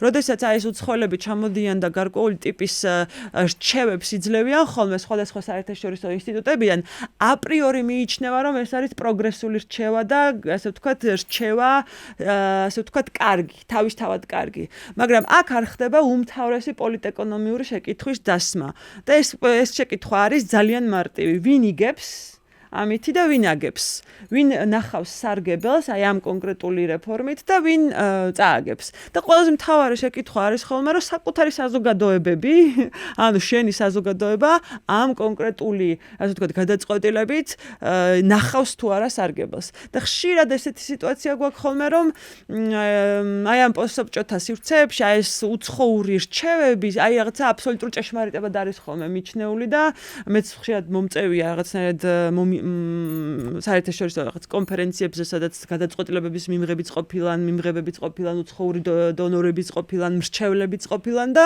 რაღაცნაირად უკრიტიკოდ ხდება განსხვავებით სამეცნიერო კონფერენციების, იმიტომ რომ სამეცნიერო სივრცეში სრულად განსხვავებული რაღაცები გააზრებებია. სამეცნიერო სივრცეში შეიძლება ვიღაცამ მაგალითად აი ამ DCFTA-ის ხელშეკრულებას, რომელიც არის ევროპასთან რაღაცა თავისუფალი სავაჭრო ხელშეკრულება საქართველოსი ევროკავშირთან ამას მაგალითად მე რომ ლონდონის ეკონომიკის სკოლაში ვიყავი რაღაც მომენტში ეძახდნენ ახალ იმპერიალიზმს იმიტომ რომ ის იყო რაღაცა არათანასწორი ურთიერთობების და იქ ძალიან ჩვეულებრივად ეძახდნენ ამას თავად ინგლისელები მაგრამ აქ რო ეს გააკეთო აქ ცოტა რაღაცნაირად გამოდიხარ ეს ანტიევროპელი რომელიც ხო რაღაცა მსგავსი ხო მაშინ როდესაც თუ ჩვენ ამას რეალურად გავიაზრებთ კაი რაღაცა თქვი შედა მაგრამ ანუ ჩვენთა დისკუსია პირველი რასაც ვაუბრობ საერთოდ ეს განათლების რეფორმა როგორც სხვა სფეროებში წარმოაჩინა რომ დისკუსიის ნაკლებობა აი რაღაცაზე რომ ვიდიხარ ლაპარაკი და ხო შეიძლება რაღაც აზრი და ის სხვანაირად შეუძლებელია რომ ნებისმიერი აზრი არ დაუშვა აი ჭადრაკს რო თამაშობ ხო ესეთია არ შეიძლება ნებისმიერი სვლა არ განიხილო და თქვა იმიტომ რომ ყველაზე მაგარი ცვლები აქვს ხოლმე ყველაზე ბოლოდნელი და აი ჩვენთან როგორ გადადის ესე გადახვევთ რო თქვა რომ აქ იმ წუთში თალეს ფიქრობ რომ ნუ მოღალატის უცებ აღმოჩნდება რომ შენ მელაპარაკე მეცნიერება თურმე შენ რისთვის ამდენი რისთვის ილაპარაკე და აგერ არის ან და აი მარტივი კითხვებია აი ჩვენ დაუბრუნდეთ ახლა ჩვენთან რაც ხდება მე არ მგონია რომ საქართველოში ეს იმდენად არის რაღაცები რომ ფიქრობ ხოლმე რომ ადამიანებს გულწრფელად ეშლება შეიძლება მე მეშლება არის რა ის საკითხები შეიძლება გვეშლებოდეს მაგრამ არის რაღაცები რომ ნუ ახლა ძალიან თუ არ შევიჭრებით ახლა ძალიან ფილოსოფიაში შეუძლებელია რომ იმდენად ფაქტია ახლა რომ ნუ თქვა აი მაგალითად რაღაცაზე ხო შეთანხმდა და კაცობრიობა ამასაც ეჭქვეშ აყენებენ დედამიწის სირგვალესაც აყენებენ მთელი საზოგადოება გაჩნდა მაგრამ ნუ მაინც ხო 2 2 4-ია ხო დამკვიდრდა რა ნუ ზოგი ამას რომ 5-ია და ამტკიცებს მაგრამ ნუ 6 ხო არ არის არა 5-ია 6-მდე ჯერ ვერაწია ვერა და იმ ანეკდოტის არ იყოს ხო ეს 9 რამ გათქვევინაო 5 6-იო მაგრამ აი ნახე და ჩვენთან არის 70 თუ 76 უმაღლესი სასწავლებელი. როცა ჩამოვიდა და უნივერსიტეტის დაარსების იდეა რო დაიწყო, სანთლით აგროვებდნენ მეცნიერებს და ისე შედგა, რომ ესენი ჩამოვიდნენ საუკეთესო მეცნიერები. აი პირდაპირ თქვა, შეიძლება ეს არ იყო სოფლიოში საუკეთესო, მაგრამ უნივერსიტეტი რო არსებობდა, კაცო, ესეც მოგროვდნენ და ჩამოვიდნენ. და შემდეგ აი ბაზარი და მოთხოვნილებას და ორ თემას ერთად უდვე. იყო და მე იყო იქ ფაკულტეტი და მე ამას გამოეყო ის აგრონომიული ინსტიტუტი უკვე მომძლავრდა ამბავი თან ესა. მაშინ ნელი არ იყო ბაზარის მოთხოვნა და რაღაცა, მაგრამ აგრონომი იყო საჭირო კაცო, რომელსაც ეცოდინებოდა, რომ როგორ უნდა მოხდეს მარტივი რაღაც აი ვაშლი რო არ ჩამოვარდეს, ვაშლი არ დაჭკნეს, რაღაცა როგორ უნდა დაითესოს კარტოფილი, რომ ეს ჩვენ რო ვამობთ ეს ძველი ცოდნა. ძველი ცოდნა იმაში იყო ჩამზრდა წინ მიდის. აი ჩვენ მოვდ მაგალითად მეღვინეობის ქვეყანა ვართ. გვინდა რომ იყო და ვიდივართ 8000 წლისი. აბა ერთი მითხარით ვერ მეტყვით, მაგრამ ესე რიტორიკულ კითხვას ვამ, რომ საქართველოში ვინ იცით 1 2 3 თუ იყოს და თუ 10 მეტყვით, იმის არ იყოს ბიბლიიდან, კი ბატონო, ბოდიშს მოვიხდი, რომ ჩამოვიდა საქართველოში სასწავლებლად. მოდი ერთი მეღვინეობა ვისწავლო. და მეღვინეობის ამას ნიშნავს. ის რომ შენ შენ გაქვს ტექნოლოგია, რომელიც სასწავლებლად ახლა აქ იცი როგორ უნდა გაკეთდეს. გინდა კოლხეთში და გინდა ქართლში ღურძენი იყო, ეს დედამიწის კბილება არის. ხა ეს დედამ ღმერთმა შექმნა, აქ ამ ნიადაგზე რო ამოვიდა თორე შეხო. ეს მაშინ რო ჩამოდიოდნენ 8000 წლის წინ უმაღლეს დონეზე ვიყავით ღვინის ტექნოლოგიურად. აი მაგალითად. შემდეგ თანდათან ჩამო. ესე იგი, ეს აი მაინტერესებს ქვეყანაში, აი როცა დისკუსიას ვლაპარაკობთ, ამ შეკითხვის დასმის როგორც არის უფლება ხო არის, რომ აი რამდენად ისწავლე. ესე იგი, თუ შენ არ ჩამოდიან და სიტყვაზე მიდიან რომელიმე ქვეყანაში, არა აქ ევროპის თუ ამერიკის და მეღვინეობაზე რო იცოდე, 100 დარგია. იქ ნიადაგი ცალკეა, ფოთოლი ცალკეა, ის ცალკე, მე ღვინის ამბავია მთელი. შენთან თუ არ ჩამოდიან არსალო და შენ აი მეუნები რო აი ესე იგი ეს ამბავია. თუ ესე იგი უნდა თქვა რომ მაშინ ამ მიმართულებით ჩვენ არ ვაპირებთ განვითარებას და ვერც კონკურენციაში ვერ ვიქნებით და ეს ეხება იმ მეღვინეებსაც, იმიტომ რომ ნუ ვერაზოს ვერ იქნები ახლა, როდესაც შენ მუდმივად არადანის მდგომარეობაში უნდა იყო აი შეიძლება არ გახდო ბავშვობაში იყო არჩევანი და არადანი ორი იყოფოდა და არჩევანს ვინც იყო არჩევანი იმას უპირატესობა ჰქონდა იგივე კარგს აიყვანდა ხოლმე თავისთან და ის ყოველთვის გაჯობებს ამ სიტუაციაში ხო სწორია ეს ერთ მეღვინეობას ესეთ რაღაც მე ახლა ეს გეუბნები აი რომელ უხურთობოს პილოს ამბავი რომელიც აი ამ მიმართულებით ახლა მეორე რაც გურაბიშვილმა თქვა გასაგებად თქვა ესე იგი ჩვენ გვჭირდება საბაზისო რაღაც ესე შეიძლება არ შეიძლება რომ ქვეყანაში არაფრის კეთება უბრალოდ არ ვიცოდეთ. ხო არ მომხდარ არაფერი საერთოდ არ შეიძლება რომ აი ხშირად გიტყვი რომ ახ კაცო ეს რატო არ კეთდება?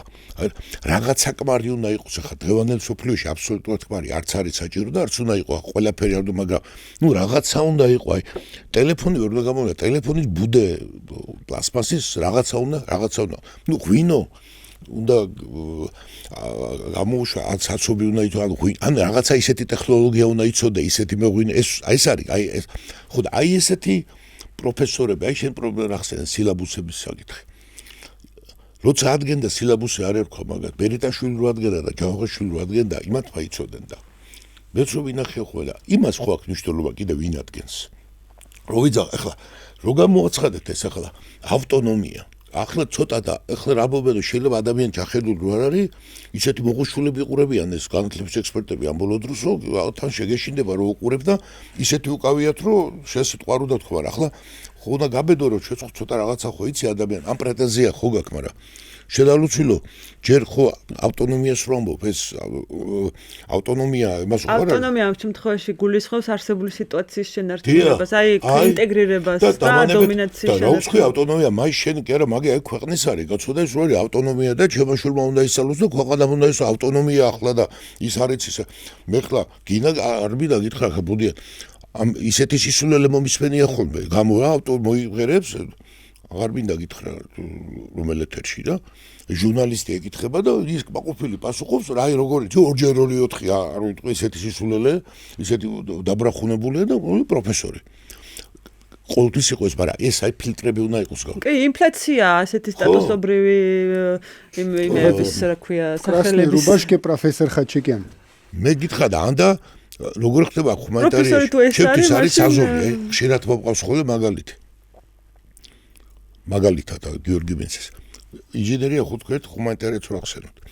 დიდი პატევისცემით კაცო აბდარგის მიმართ და მე თუ იყო ფილოლოგიას შევთქვი მე ისტორიას შევთქვი ესე იგი აი თანამედროვე ძველი ისტორია ეს რაც ჩავაგონეთ რომ ყველა რა ძველად კეთდებოდა ჩამორჩენილი წითელი ეს ხო მოვიგონათ ეს სისულელე რომ რაც მანამდე იყო სიბრიყვე იყო ყველაფერი და ადამიანისთვის და გაუნათლებლისთვის ეს დიდი ბედნიერება იმიტომ რომ არ გინდა რომ გადახედავ ამდენი წიგნების საკითხვა სადანე არაფერი ისტორიას არ უნდა დაებუძნო ასე მარტივად თუ ვიტყვი და მეთან რო შეხედავ ახლა ამას ახლა პერვა წაიგითხეთ ბერიტაშვილი კაცო და ჯავახა არ მირჩევნია თქვა რომ ეგენი ყველანი იყვნენ მონები ისტორია იწყება 90 წლიდან იწყება ანუ უფრო აგერ ახლა იწყება 90 რა უჭირს კაცო აგერ რა უჭირს აგერ იწყება აგერ ახლა იწყება 2003-დან 2012-ში დამთავრდა ის ფუკუიამას 9 წელი გასასაკითხი ნახე აი ახალ სიტუაციაში რასე შევთანხმდით და ძალიან საინტერესო თემა არის რომ ისა რომ ერეკლე მეფე გავიგეთ რომ მოღალატეა ძირითადი პოსტულატი მე ისტორიაზე თუ მეტყვით რომ კიდე ისეთი რამე შედგენილობა გაიმართა და საინტერესო ამბავია თუ შევიღებთ რა გიორგი ბიცის არც აქვს მნიშვნელობა ხა ვინ არის და როგორ არის და ნუ დღეს რო იტყვია რო ქვია ცნობილი ისტორიკოსი ნუ ყოველ შემთხვევაში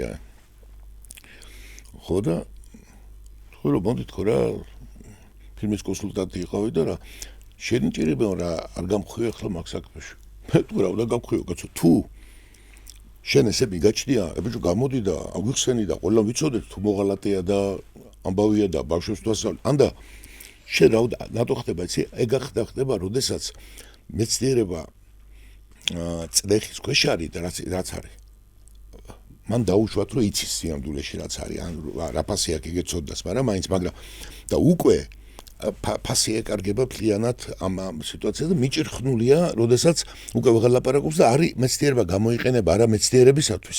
აი ხო შეიძლება რომ შენ რაღაცა აღმოაჩინე რომ 1473 წელს რაღაც ასე კი არ მოხდა ესე შენ ამის თვითუფლებაც არ აქვს. იმიტომ რომ შენ სიამბლეში აღმოჩნდა რომ თელი ეს მიმართულება ჩემთვის აი წვეთი წყალივით არის თავისთავადი მნიშვნელობა კი არ აქვს ეს მხოლოდ გაჩნდა იდეოლოგიურ ამათმა უნდა გამოვიდნენ და უნდა დაამტკიცონ ნუ საწყალი ერეკლე დაჭირდათ მე ეგ დავით აღმაშენებელი და რაღაცა ხურდაში მიაყოლეს და ყველა გაჩა ალბათ ესე ჯობია თორემ უნდა გითხრა რომ აი მაგალითად რაღაცას და თუ დაიმაგიას კი არა უფრო ყოფილი აბა დაინახე ესეთი სახა აზრის გამოთქვა და რაღაც აი ყველა არის და ყველა მოექცავს ამიტომაც ესე იწყება ნახე განათლების უფრო აი ერთი წუთი ხარ გითქვი არა მოგწონ შეიძლება არ მოგწონ შეიძლება სრული არ არის ჩემთვის ბევრი რამე იქ უნდა გაიყვეს ესე არ არის ჯერ რეფორმას რო ჯერ ეს მონახაზი ჩარჩოა ეს ის რომ 70 უნივერსიტეტი არ უნდა იყოს თუ გინდა ჩამქრალოთ ამას რეფორმაც არ ქვია ეს არის აი რეორგანიზაცია მე რასიზა რეფორმა მე იწყება ხო თორე ეს რომ 70 არ უნდა იყოს და უნდა იყოს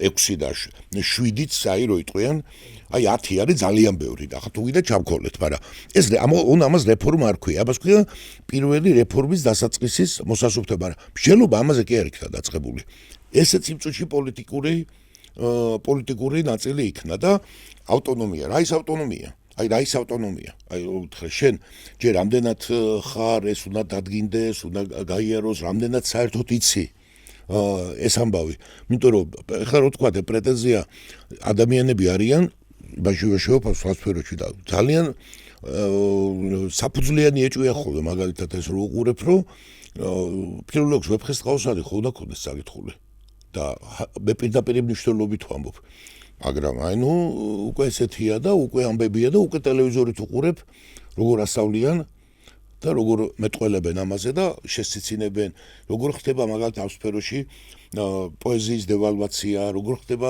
ლიტერატურის კრიტიკის დევალვაცია იმიტომ რომ ელემენტარულად თუ მეტყვით რომ თქვენ კარგი კრიტიკული რო წაიკითხეთ ისევ ძველი იმებს ნახავთ ადამიანებს აი ეს რო იწერებოდეს და ეს აქეთ მხარეში რო გადმოვახთ ხო და ამისი პირველი არის რომ ეს ერთად თუნდაც საზოგადოებამ ამაში გამოიჩინოთ რომ ამაზე აი რასაც შეესაუბრო აქამდე უნდა მივიდეთ რომ ამაზე დავიწყოთ ჩვენ მსჯელობა რომ ჩვენ გვინდა ხარისხიანი განათლება აი ეს არის კარგი განათლება გვინდა ის რომ მინიმუმი შევთანხმდეთ და რომ გვაქვს დიადი მიზნები რაღაცა კონკრეტულად ეს რაც არის არ ვარ და ესე ვერ გავცურდებით ესე ნუ ეს არც იურისტი გვაყოლება ესე არც ექიმი გვაყოლება არც ფილოლოგი გვაყოლება და არც ისტორიკოსი გვაყოლება ხო ეგეთი საკითხია კი ბატონო ნინომ დაიწყო მე ეკონომიკურ მდგენელზე საუბარი და ეგ ძალიან მნიშვნელოვანი თემაა ანუ ის რაც ახსენა რომ არსებობს რაღაცა ისე ცენტრის და პერიფერიის ეკონომიკა და რომელიც მე თან ამასთან ერთად იბავს თან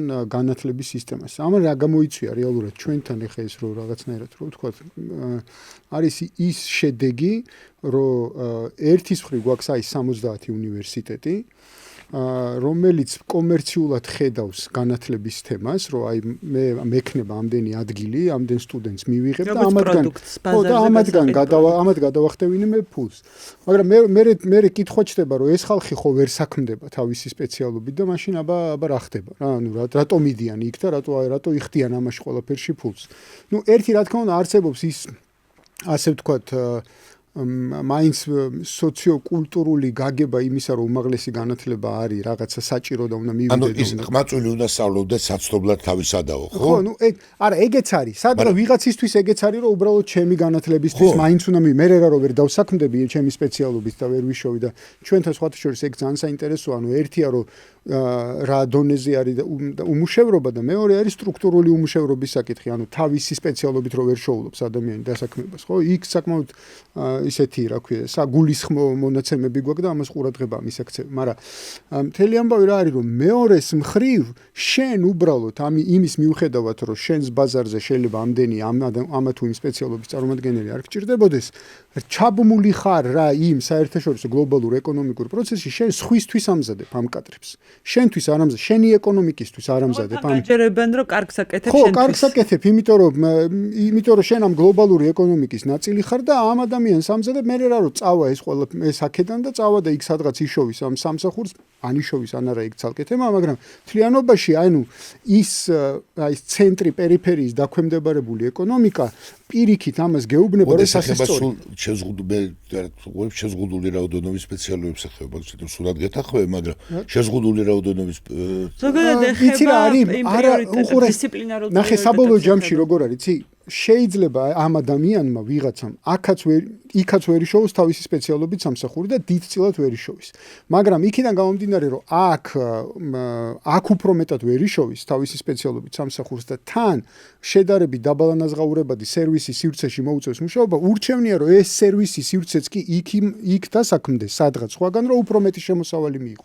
ანუ მთლიანობაში ეს არის სისტემა, რაღაც აი შექმნილი, ჩაკეტილი, მოჯადოებული წრე, რომ შენ ვერ განვითარდე რა, არც შენი ეკონომიკა არ განვითარდეს და არც განათლება არ მიყვეს. ამას იმიტომ რომ იმას ესე სჭირდება, იმ ცენტრს ასეთი მოდელის ეკონომიკური სისტემის ასეთი მოდელი სჭირდება. სოფიო ეკონომიკური სისტემის ლოგიკა არის ასეთი, რომ შენ დარჩა ადგილს. პოტენციურ იმ თავით ვეცი რომ პოტენციურ უმუშევარს ზრდი. იმიტომ რომ ის გარდა იმისა რომ მეტიც ანუ არ მომოფრო რაღაცას იქ სწავლობს, მაგრამ კარგავს აი მეორე მიმართულებით რომ სპეციალ ამის უნარებს კარგავს ამასობაში. მას უჩნდება რომ პრეტენზია მეტი აქვს, მაგრამ ის რაც თითქოს მანისწავლა ის არავის თქვა არ ჭირდება, ანუ გამოუყენებადია, მაგრამ აი დაკარგულიაც რაღაცა თქვა რაც მაგათ მენეჯერად გამოდგებოდა ან რაღაცა ან გასხლავდა ან ნუ აი ეგეთი აი უნარებსაც კარგავს და პოტენციური ეს იწვევს უკვე ეს ცალკე კიდევ კვლევის საგანია, ეს იწვევს უკვე უკმაყოფილებას და უკმაყოფილებას შეუმდგარობის განცდას, მაგრამ ამის უკან დადგა რომ ეს ადამიანი ნუ მოატყუეს, შეაცთინეს, დაარწმუნეს რომ აი რომ ეს კარგია და 1-5 წელი, ხო 4 წელი, 5 წელი შეხო აქ იქნები და ოჯახიც კმაყოფილია, მაგრამ აი უკვე მე-13 წელს იწყება უკვე სოციალური პრობლემა, რომ აი მე სად მივდივარ ამ იმით. ხო, მაგრამ მეორეს მხრივ ახლა თქვენ რომ ამბობთ რომ აი რაღაცა კარგავს იმ უნარს, ხო, გვერდით პრაქტიკულ უნარს, რომელიც უფრო არის პროფესიული სასწავლებლის დარგია. არა მარტო, აი და რაღაცაში მეორე მხრივ იქაც არა აქვს გარანტია უკეთესი ცხოვრების რა, ანუ ეგეც არის.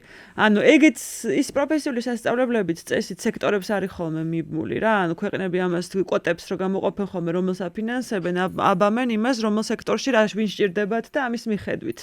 და ესეც, მე იმას ვამბობ, ახლა ყველაზე ზოგადი ლოგიკა აქ არის ის, რომ განათლების რეფორმა ყოველთვის და ხდება და უნდა მოხდეს ეკონომიკურ რეფორმასთან ერთად რა. ამის გათვალისწინებით. რომელიც საბოლოო ჯამში რა თქმა უნდა ეს არ ნიშნავს იმას, რომ განათლების ინდივიდუალურ შემეცნებით ფუნქციას ვკარგავთ, იმიტომ თქვენ რაც თქვით ახლა ადამიანის რაღაცა კოგნიტური შემეცნების საკითხი, რომ მან უნდა შეისწავლოს და ეს კარგია ადამიანისთვის და ასე შემდეგ და ასე შემდეგ. ეს კიდე ერთი არის ინდივიდუალური ფუნქცია განათლების, მაგრამ მეორე თუ ჩვენ ამას ხედავთ იმისთვის, რომ აი სამუშაო ძალა, ხო? სამუშაო ძალა მართლა ტყუილა ხარ ისწავლი, რაღაცაში ხო უნდა გამოიყენო ეს ყველაფერი ამდენი ხანი რომ უნივერსიტეტში იარე და ასე შემდეგ. და ამას თუ შევხედავთ ასე სისტემურად, მაშინ აპრიორი მივდივართ იმისკენ, რომ მაშინ ჩვენ, ესე იგი, უნდა შევხედოთ იმას, რა შესაძლებლობები გვაქვს ზოგადად ეკონომიკურად ქვეყანაში და სად შეგვიძლია მაგალითად ამ ხალხის შემდგომ გაშვება. 3 წლის მერე იქნება თუ 4 წლის მერე თუ 6 წლის მერე თუ მაგისტრატურის მერე თუ თუნდაც PhD-ის მერე, დოქტორის სტატუსის მერე, რას ვაკეთებთ მასთან ერთად? ამაზე თუ არის მოთხოვნილება, იმიტომ რომ ჩვენ როცა ვლაპარაკობთ აი იმაზე პოლიტექნიკური ინსტიტუტი, ხო? GPI რო დაგვირდა. GPI რო შეიქმნა, ხარზე კი არ შეიქმნა, ქვეყანაში პარალელურად ინდუსტრიალიზაცია იყო დაწყებული და განუწყვეტლივ იყო უკმარისობა კადრების. ის რო გითხარით ის აგრონომიულის რო შეიქმნა სასოფლო. იმ კადრების მოთხოვნა იყო და ამბავი იყო. აი სხვათა შორის ეს პრობლემა რო ცუდად გაჩნდა, ესე არ არის, აი თქვენ ახალგაზრდა საბჭოთა კავშირში გაჩნდა. უკვე ბოლოსკენ. ეს საბჭოთა კავშირში ხო ბევრი კრიზისი დაეწყო. და უკვე აშკარად იგრძნობოდა იმ მოსწრებში ყავი, აღარ ჭირდებოდა ქვეყანაში, რომ აღარც მაგდენი ფილოლოგი, აღარც ისა, მაგრამ ის დიდი ქვეყანა იყო და უკვე იქით ეზიდებოდნენ, იქით გადადიოდნენ, უკვე აღარ იყო საჭირო, იმიტომ რომ ესე როგორ იყო, აი ამდენი არა მოუმატოთ, აი ამიტომ არის ჩარიცხვა, რადგან მოთხოვნა, მოდი ადგილი ასე იყო, მოთხოვნა არის, მოდი მოუმატოთ, რატო პრობლემა, რატო გქონები, რომ ეს ამის გაუთვალისწინებლობა და მარტო თეორიულად ლაპარაკი რომ მე მინდა რომ ჩემთვის მინდა რომ ვისწავლო, ეს ყოველთვის იქნება რაღაცა პროცედურა. მეორეა რომ მე მინდა რომ ვისწავლო, იმიტომ რომ მე ხიდი მინდა რომ ავაშენო, ხო? იმიტომ რომ კი რაღაცები არის ხა კანტი იმეცნებდა, ალკენისბერგიდან არ იყო გასული საერთოდ და ვერ ცხოვრობდა, მაგრამ ადამიანები ხიცხვა შედებდა, ხო უნდა ისწავლო ვიღაცა და ხა თუ ხიც არ აპირებ რომ საერთოდ დააშენო და წელიწადში გამოუშვებ 500 ხიდის მშენებელს, ხო, სხვა როის არ აქვს და ნუ ესე იგი რა უნდა აკეთოს ახლა იმ ხიდის მშენებელმა, ხო, ეს საუკეთესო შემთხვევაში სხვა ქვეყნის ეკონომიკას ემსახურება. ეს კაი შემთხვევაში, მაგრამ როდესაც ეჭვი გვაქვს რომ რესურსების ნაკლებობის პრობლემებში რომ შენ ხიდის სპეციალისტის დიპლომს აძლევ, მაგრამ სინამდვილეში არც ხიდის სპეციალისტად არც იქ უნდა არავის არც აქ არ უნდა და მან სინამდვილეში არ იცის ხიდი. აი ეს კიდე ცალკე პრობლემა. შენ რამდენად ასწავლი ამ ხიდის მშენებლობას, აი ხი. კი ბატონო. მოკლედ მან ბოლოს რის თქმა მინდოდა მოკლედ და ნინოს მერე უკვე იმის რა ქვია, ოპტიმისტური სიტყვის დრო დგება ესე ვთქვათ, ხო? იმის თქმა მინდოდა რომ ესე იგი პირველი რა თქმა უნდა ერთი არის რომ ბაზრის მოთხოვნა, როგორც ჩამოყალიბდა, ხო, რომ არსებობს ბაზრის მოთხოვნა და ბაზრის მოთხოვნას უნდა უპასუხოს რაღაცა თვალსაზრისით განათლებამ, იმიტომ რომ რაღაც საჭიროებები არსებობს ამ ბაზარზე და ამ ბაზარზე უნდა ხდებოდეს კვალიფიციური კადრის მიწოდება, ხო, რაღაცა ასე შემდეგ. მეორე რა ძალიან მნიშვნელოვანია და აქ მხოლოდ იმედი შეიძლება გქონდეს რომ ეს შემდეგი ეტაპია, იმიტომ რომ ვასიკომ თქვა იქ რომ ეს რეფორმაც კი არ არის, ეს რაღაც რეორგანიზაციის პირველი ნაბიჯები რა, დასაწყისი ინსტრუმენტის გამოჯანსაღების მცდელობა. სამუშაო მოედნის მომზადება არის, აი რომ ზუსტად ეგრეა, იმიტომ რომ ეს არის ინსტრუმენტი არის ახლა არაჯანსაღი, განათლების სისტემა, რომელიც ინსტრუმენტალურ ფორმაში რო გადავიტანოთ, სადაც სისტემური ცოდნა უნდა ხდებოდეს, ის ინსტრუმენტი არაჯანსაღია და ამის გამოჯანსაღების მცდელობაა რა, რომ უბრალოდ ორგანიზაციულად იყოს დალაგებული სწორად და გადანაწილებული. შემდეგი ეტაპი ეს არის რომ ბაზრის მოთხოვნილების შექმნა შენ გახდე ისეთი აქტორი ქვეყანა რომ არა უბრალოდ იმას დაყვე რაც ეხლა გაქვს მოცემულობა, არამედ ეს გადაიაზრო და თქვა რომ ამის გარდა კიდე მჭირდება ეს და ეს. პირობითად რო ავიღოთ, ხო, ეხლა იმ მოდელში ბაზრის იმ მოდელში რომელშიც ჩვენ ვართ, ხო, შეიძლება ხიდის მშენებელი სულაც არ ყავდეს, რატო? იმიტომ რომ მოიყვან ვიღაცებს და აგიშენებენ. თუ შენ გინდა რომ ააშენო ხიდი, მაშინ გჭირდება ხიდის მშენებლის, შენ უნდა შექმნა უკვე ხიდის შენების საჭიროება, რა და ბევრი სხვა რამის, რა ჰიდროელექტროსადგურის და ასე შემდეგ. იმიტომ რომ ჩვენ ვამბობთ ახლა მაგალითად რომ ჰიდროენერგეტიკა არის ჩვენი პრიორიტეტი, სტრატეგიული პრიორიტეტი, მაგრამ ჰიდროენერგეტიკოსებს არ ვამზადებთ. შეუძლებელია ეს სტრატეგიული პრიორიტეტი იყოს და ამას არ აკეთებდე რა. არა, შედეხავთ აქაც ხვას მოიყვან, ხო? ხო, ესე გამოდის ბოლოს. ხო, შენ დაისხი დალიებაში, ხო? ესე გამოდის ბოლოს რა, რომ იმიტომ რომ თუ ეს შენი პრიორიტეტია, მაგრამ არ ამზადებ, მოგიწევს ხვის მოყვანა. ასაგებ იგივე გითხარი ხა პირობითად მევენახეობაზე თუ არის, თუ ესეთი ამბებია. მე ჩამოვა ფრანგის მევენახე და გასწავლის როგორ უნდა გააკეთო ღვინო. ხო, რაც არის რეალობაც, ხო? ესე რო ვთქვა, ხო? და შემდეგი კიდე ამასთან ერთად მნიშვნელოვანი ამბავია, აი ეს ყმაწვილი უნდა სწავლობდეს საცნობლად თავისათაო, ხო? ანუ ფილოსოფოსის, ლინგვისტის, ასე ვთქვათ, ეგრეთ წოდებული ლიტერატურაცოდნის და ასე შემდეგ, ეს არ არის უბრალოდ ეკონომიკის საჭიროებები, ხო? ეს არის ერის განვითარებისთვის საჭირო რაღაც ინსტრუმენტები რა, ერმა თავისი კულტურა რო შეინარჩუნოს და გადასცეს, კვლავ-წარმოება მოახდინოს. ამისთვის არის საჭირო ესეთი სპეციალობები და ამაშიც სახელმწიფო არა იმ გაგებით უნდა დებდეს ფულს, რო აქედან ეკონომიკურ სარგებელს მიიღებს, არამედ აი სწორედ ესეთ ეთიკურ და სულიერ სარგებელს მიიღებს და ამის განვითარებაში ამიტომ უნდა ჩადოს ფული რა. ანუ მთელი ეს კომპლექსი, რომელიც იწყება ახლა მოედნის მომზადებიდან, ამაში თუ არ გადაიზარდა, რა თქმა უნდა არ იქნება სწორი რა. მთავარი არის რომ ეხლა მესმის, რასაც ვაკეთებთ, ეხლა მესმის რომ მოედანს ვამზადებთ და აი ჩემი წარმოდგენა არის ასეთი რომ აბა შემდეგი ნაბიჯები რა გვექნება რა. იმიტომ რომ ეს მოედანი მოსასწორებელია უდავ. აქ შეუძლებელია ხა იმას ნაწყენი სახით დაჯდება თუ არ დაჯდება ვიღაცა ეგრეთ წოდებული განათლების ექსპერტი. ამას საერთოდ არ მნიშვნელობა არ აქვს. ეს მოედანი არის მოსასწორებელი, ეს მოედანი არის გასასუფთავებელი და გასაჯანსაღებელი. იმიტომ რომ აი ამ მოედანში ახალი ვერაფერი ვერ გაკეთდება რა. ხო, ის სწორი რაღაცა არის, რომ ზოგადად შრომის ბაზარი არ არის თავისთავად არსებული მოცემულობა. ანუ შრომის ბაზარი შენ სახელმწიფომ შეგიძლია რაღაცა ბევრი სტიმულით თავად დააფორმირო, ასე რომ ვთქვათ.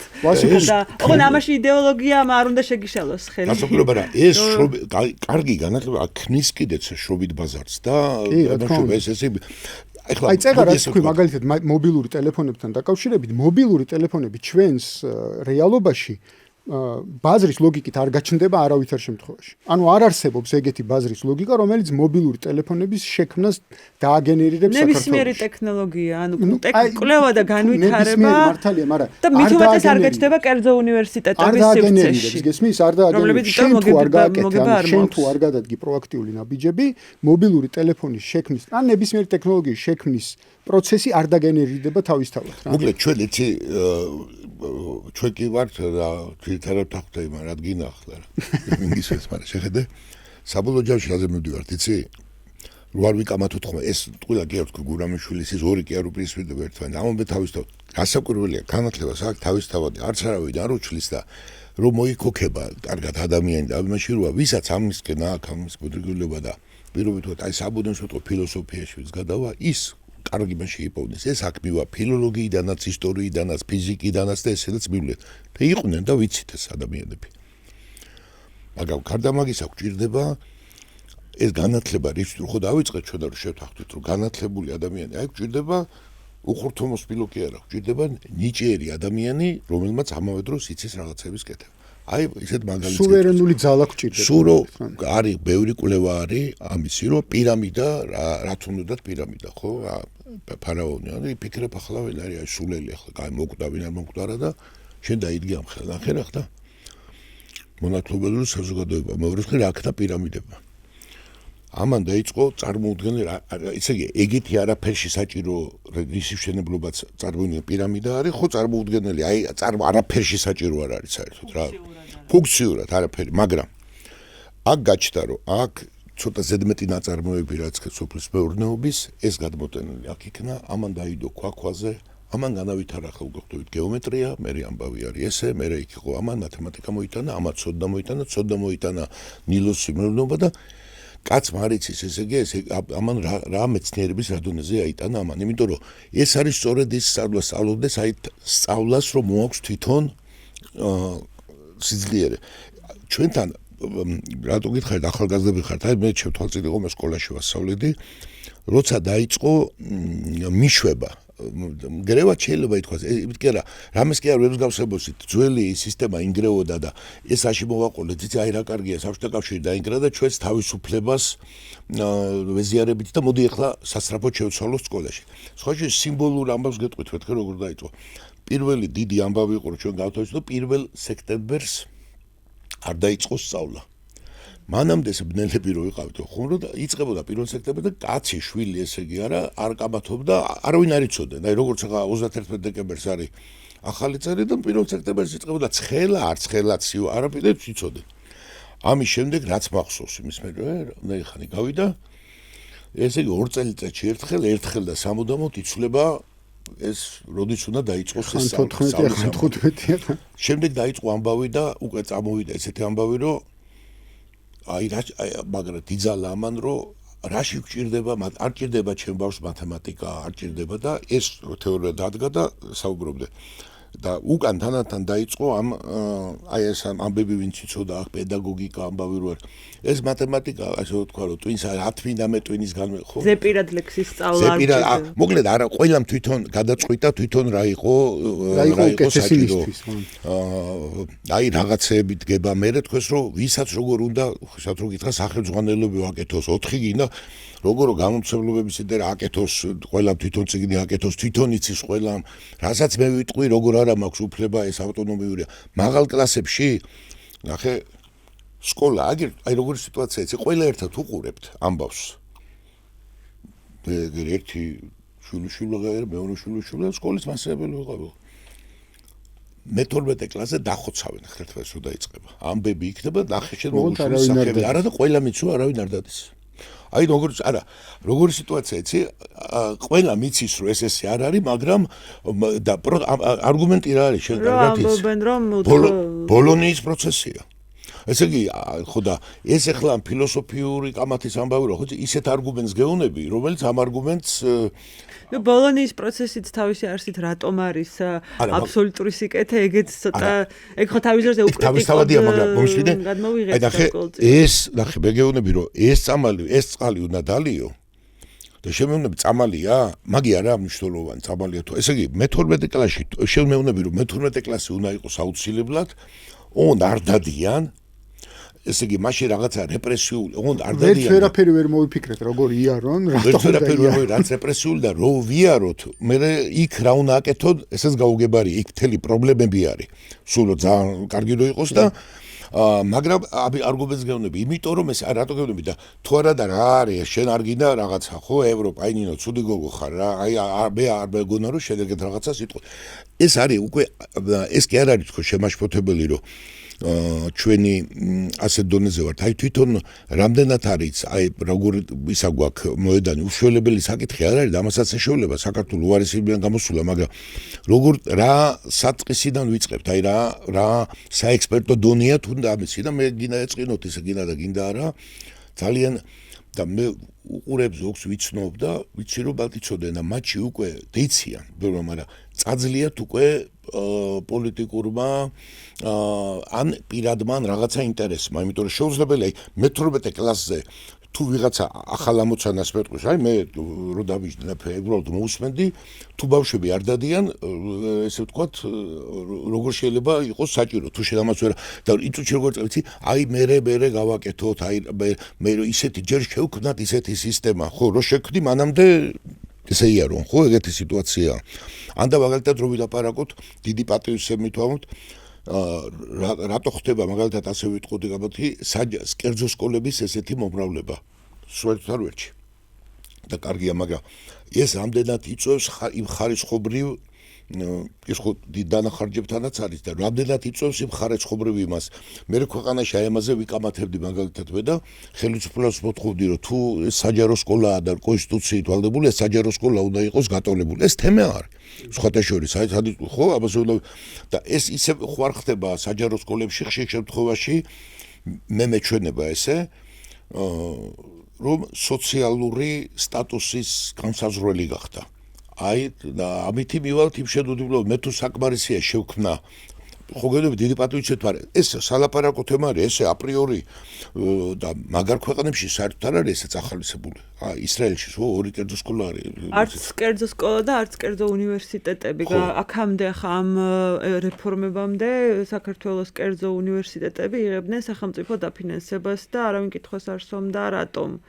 იმიტომ და აქ იყო წინ მოდიოდა ხოლმე აი სტუდენტის თავისუფლება. აი წუთლებში ცვასწავლდება, ეს პირველად იყო და ამას თავის ფუნქცია ჰქონდა, ეს იყო სოციალური გადარჩენა მასწავლებლების კერძო უნივერსიტეტებში. მაგრამ შემდეგ უკვე ეს გახსნა. ეხლა ვიძახოთ ეს პატივისცემით არა პატივისცემით, ჩვენი ამოცანა თუ ვინდა რომ ეს იყოს. აი მე ვიძახი გრანტების დაფინანსების სქემას, ხო, ამიტომ მე რა ის ნუ ეხლა ეს ფასიანი სექტორების ცალკე არის, რამდენად არის, აი, თებები ახლა ჩვენ ასე შევიდეთ, კითხავდი, რამდენად არის, რომ აწყობთ უნივერსიტეტს, მაგალითად, სტუდენტი, რომელიც არ სწავლობს, და მაგრამ თუ ფულს იხდებს, უნივერსიტეტს არ აწყობს მისი ამაზე ერთი რაღაცის მინდა რა ქვია თქმა, ახლა ზუსტად აი განათლება როგორც პროდუქტი, ხო? აი ზასხათა შორის აი განათლების სოციოლოგიაშიც ამაზე იწერება ხოლმე ზოგადად ჩვენს რეალობაში და შეფასების სისტემა გითხრა. შეწოდინება მაგი და რა ვიცი ცხოვრებაში აი შეფასების სისტემა უმაღლესები როგორ ფასდება რა გულისხმობთ უმაღლესები უმაღლესების აკრედიტაციის მე როგორ ფასდება ეს უნივერსიტეტი იმითი რა ქვია საერთაშორისო რანჟირებებში საერთაშორისო რანჟირებები ერთ-ერთი არის რამდენად საქმდებიან ეს ადამიანები საერთაშორისო რანჟირებების ფეტიში კიდე ცალკე ამბავია. არა, ფეტიში არ გეუბნები, მაგრამ აი რამდენად არიან, რო დაამთავრეს ამ უნივერსიტეტებმა, რო იქნას გამოკლეული, რო იმაშვებიან, რამდენად იქნა ეს გამოყენებული. აი ეს კვლევა არის ნეტა ჩატარებული.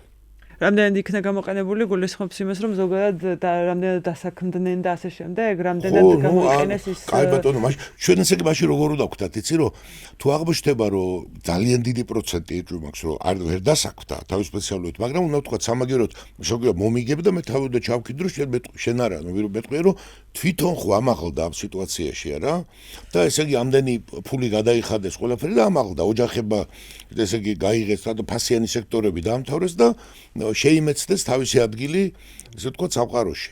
ხო და ესეც არის შესაძლებელი. კერძო უნივერსიტეტი ხო ამ შემთხვევაში ანუ კერძო უნივერსიტეტს უნდა შევხედოთ გარკვეული ეს არის გარკვეული ტიპის კერძო კომპანია.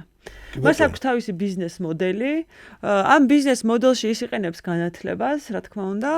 და შემდგომში აი ამ ასე ვთქვათ ამ სისტემაში სტუდენტი გვევლინება როგორც გარკვეული ტიპის მომხმარებელი. ანუ ის სტუდენტი კი არ არის, არამედ ის მომხმარებელია. ამიტომ თქვენ არ ვიცით, აი თუ მაგალითად როდესაც კერძო უნივერსიტეტებში ხშირად მოქმედებს ასეთი ლოგიკა, რომ როგორც ბაზარზე მომხმარებელი ყოველთვის მართალია, სტუდენტიც ყოველთვის მართალია, იმიტომ რომ სტუდენტი მომხმარებელია. ამიტომ ეს ფუნქციურად მთლიანად ცვლის იმ არსს რა და ურთიერთობების შინაარსს, რა შინაარსიც უნდა არსებობდეს სტუდენტსა და პროფესორ-მასწავლებლებს შორის. იმიტომ რომ ხშირად მაგალითად მენეჯმენტმა შეიძლება დაიკავოს რაღაცა სტუდენტების რაღაცა კონკრეტულ თემაზე უკმაყოფილების გამოხატვის გამო მათი ასე ვთქვათ პოზიცია მათ გვერდზე დადგეს, ასე რომ ვთქვათ და პროფესორ-მასწავლებლები სადღაც სხვაგან იყვნენ. ანუ რა თუ კონფლიქტის არსებობის შემთხვევაში, იმიტომ რომ აქ უკვე პროფესორ-მასწავლებლის ასე ვთქვათ მნიშვნელობა, ავტორიტეტი და ფუნქცია უკვე სხვანაირად იმუშავება, სხვანაირად ლაგდება. ეგ არის ერთ-ერთი ყველაზე დიდი პრობლემა ამ კერძო უნივერსიტეტებისა, რომლებმაც ეს განათლება საბაზრო პროდუქტია. ჩაურთავდა, რო თქვი შედო და ვებსგავსეთო იმათო და მე არ ხوار დავასახელე, ერთებაცაც არ დავასახელებ. აი მაგალითად ერთი დაბღრელი ექსპერტი რო არის. და ლაპარაკებოდა და ლაპარაკობდა, შენ ამერიკად ჰარვარდი გონია რომ არის კერძო. და ესენი არ არიან კერძო და სხვა პრინციპით მოქმედებენ. ხო, ანუ არსებობს ასევე კერძო არამოგებაზე ორიენტირებული.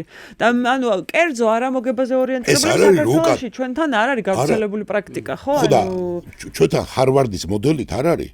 და უკან ესე იგი დგას აქ, ნუ ამშობაქ ერთ-ორი ადამიანი, რომელიც მოგებაზეა ორიენტირებული და ის მოგებით მოქმედებს ახლა ბიზნესი სხვადასხვა ერთ-ერთი მაღალი ერთ-ერთი ყველაზე როგორ განათლების სექტორისთვის საქართველოში ერთ-ერთი ყველაზე მაღალი მარჟაა მოგების და ამას კვლევები წერენ და როდესაც ახლა მაგალითად ბიზნეს აქტორები ხედავენ რომ ეს არის საკმაოდ მომგებიანი სივრცე, მოდი შევიდეთ მაშინ ამ სივრცეში და აქ უკვე ხდება განათლების ასე ვთქვათ არსის და ფუნქციის სრულიად სხვაგვარი გადალაგება. მე ვიცი მარტო ორი უნივერსიტეტი ხო და რომელიც არის გამზადებული და უყურებს სიტუაციას და რომელიც ათარი რომ თუ რაღაცა შეიცვალო ისე გაშენებული რომ პირდაპირ სასტუმროდ გადავაკეთებო რატო რა არის სასაცილო ადაპტირდება ბიზნესი ყოველთვის ადაპტირდება და ლოგიკურია ბიზნესისთვის ლოგიკურია მაგრამ განათლებისთვის არ არის განათლება რატო კაცო იმ ხალხს გაასაქმებს ვინც ახლა სწავლობს იქ რა ხო და არა რატო გონები რომ ესე იგი ეს თემა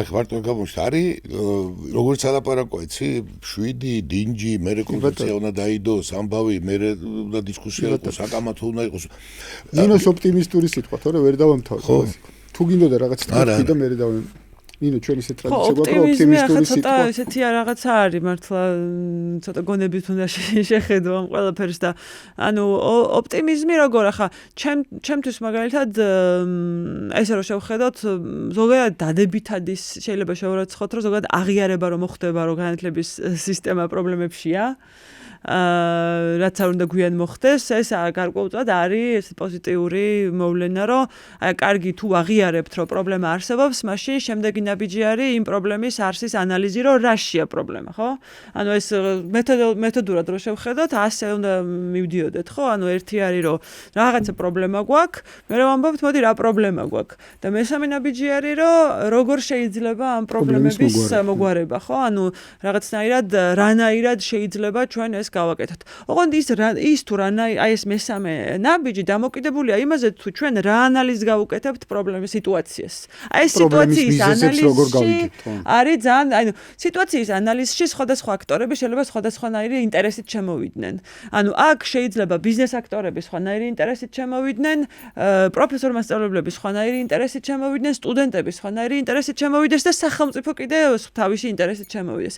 აქ მთავარი გამოწვევა არის ხოლმე ის რომ რაღაცნაირად აი ამ სხვადასხვა ინტერესი რო არსებობს ის ხმამაღლა ვთქვათ ანუ ამისი დამალვა ასე ვთქვათ ანუ საერთო ინტერესი რა თქმა უნდა შეიძლება ბოლოს იყოს რომ საერთო ეროვნულ ინტერესად ვიღაცამ ეს უნდა გადააქციოს და ამის როლი ხშირად სახელმწიფოს აქვს ხოლმე იმიტომ რომ რაღაცნაირად მორალურად თუ ინტელექტუალურად უნდა გააერთიანოს ეს ყველაფერი ეროვნულ ინტერესში ხო მაგრამ ამ ეროვნული ინტერესის ქვემოთ არსებობს ვიწრო ჯგუფების ინტერესები და შესაძლებელია რომ ეს ინტერესები ერთმანეთის წინააღმდეგობაში მოდიოდნენ მაგრამ ჩვენ არ უნდა მოგვერიდოს იმის თქმა რომ ეს ჯგუფები შეიძლება მართლა ობიექტურად სხვა ინტერესები აქვთ. ანუ ამის თქმა ხშირად ერიდებათ ხოლმე, ხო? ხშირად ანუ ამბობენ რომ აი მოდი ჩვენც რომელიღაცა მოგებაზე დაფუძნებული კერძო უნივერსიტეტის ადმინისტრაცია გეუბნება რომ ჩვენც იგივე ინტერესი გვაქვს რაც თქვენ და რაღაც ჩვენც იგივე ვართ რაც თქვენ და სინამდვილეში როგორ ვართ იგივე თუ მე მაგალითად კვლევისა და ისეთი კვლევის დაფინანსება მინდა რომელიც ჩვენ მოგებას არ მოგიტანს და მე შენ ამას არასდროს ვერ დამიფინანსებ და შესაბამისად მე ამ კვლევასა და განვითარებაში ვერ ჩავერთვები და შესაბამისად ჩვენი ინტერესები აქ ერთმანეთთან თანხვედრაში ვერ მოვა. ხო და ნუ ხსნი ამ საერთაშორისო ჟურნალისტიკას თაროევნები ხო თან ხო და ანუ რა ვიცი ნუზრუნავ ჩემზე ესედაც აგერა ისე ქედი. ხო და ამის აღიარება რომ არსებობს ობიექტურად განსხვავებული ინტერესები არსებობს ანუ ამის აღიარება მე მგონი ძალიან ჩვეულებრივი ამბავი უნდა გახდეს.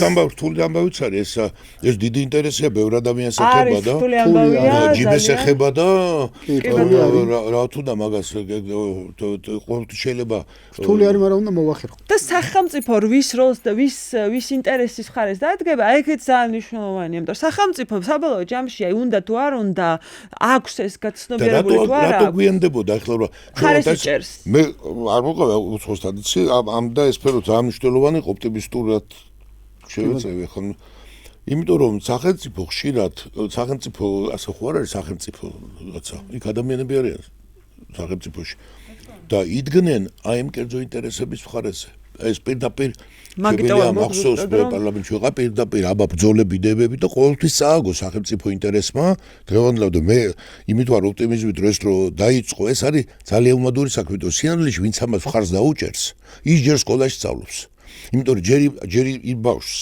სკოლა არ დაუმთავრებია, ვინც აი ამის შედეგი უნდა ნახოს და მე უმაღლესი უნდა დაამთავროს, 1-2 წელი უნდა გავიდეს და მე თქვა, ბიჭო, რა კარგი მომხდარა ესა. რა კარგი მომხდარა, რომ და თურმე ჯობია მე მივიდე და მარტივია რომ ხარისხიან განათლება მივიღო, ვიდრე მომიყვნენ რომ 70 უნივერსიტეტი უნდა იყოს და როგორც ჩემი სახელიდან 100 მეტრაში უნივერსიტეტი არ უნდა იყოს, კაცო და და ეს არგუმენტიც მოვისმინე, როგორ ასე სიახლოვეში რო იყოს, აბა რატო ის ილია რო წავიდა პეტერბურგში, აგერ ესწავლა კაცო ლუარცებთან ქარეზე აგერ იყო, შედივრა დადიოდა თავის ეზოში, ხო? რა უნდა და პეტერბურგში ხო, ანუ სახელმწიფოს შემთხვევაში ხო რთული საკითხია, როგორც ვთქვით, რომ აი მართლა პოზიცია უნდა დაიკავო, ძალაუფლება ხშირად სხვა ჯგუფებს აქვს და შეიძლება იყოს ცნება, რომ ძალაუფლების ჯგუფებში აღმოჩნდეს. მაგრამ აქ უკვე შემოდის ის საკითხი, რომ მე მაგალითად სახელმწიფო და რაღაცა სახელმწიფო ძალაუფლება თუ მაქვს და ასე შემდეგ, შეიძლება გვერდში ისეთი ხალხი დავიყენო, მაგალითად ის კოალიციები შეუქმნა, რომელთა ინტერესიც იყოს მაგალითად ის, რომ ღვინის წარმოების ტექნოლოგიები საქართველოში განვითარდეს და ის ცოდნა შეიქმნას, ხო? ამ შემთხვევაში არ ვიცი, ადგილობრივ ღვინის წარმოებლებს ამ გვერდში დავიყენებ ამ იმაში.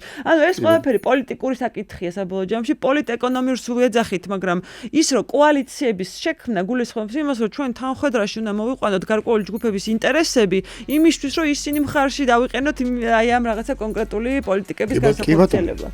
მადლობა მეგობრებო, განხილვისთვის, მადლობა ნინო რომ იყავთ ჩვენთან ერთად. დავასრულეთ ჩვენი პოდკასტი და შევხვდებით ერთმანეთს უკვე მომავალ პოდკასტში დროებით აბა წარმატებები.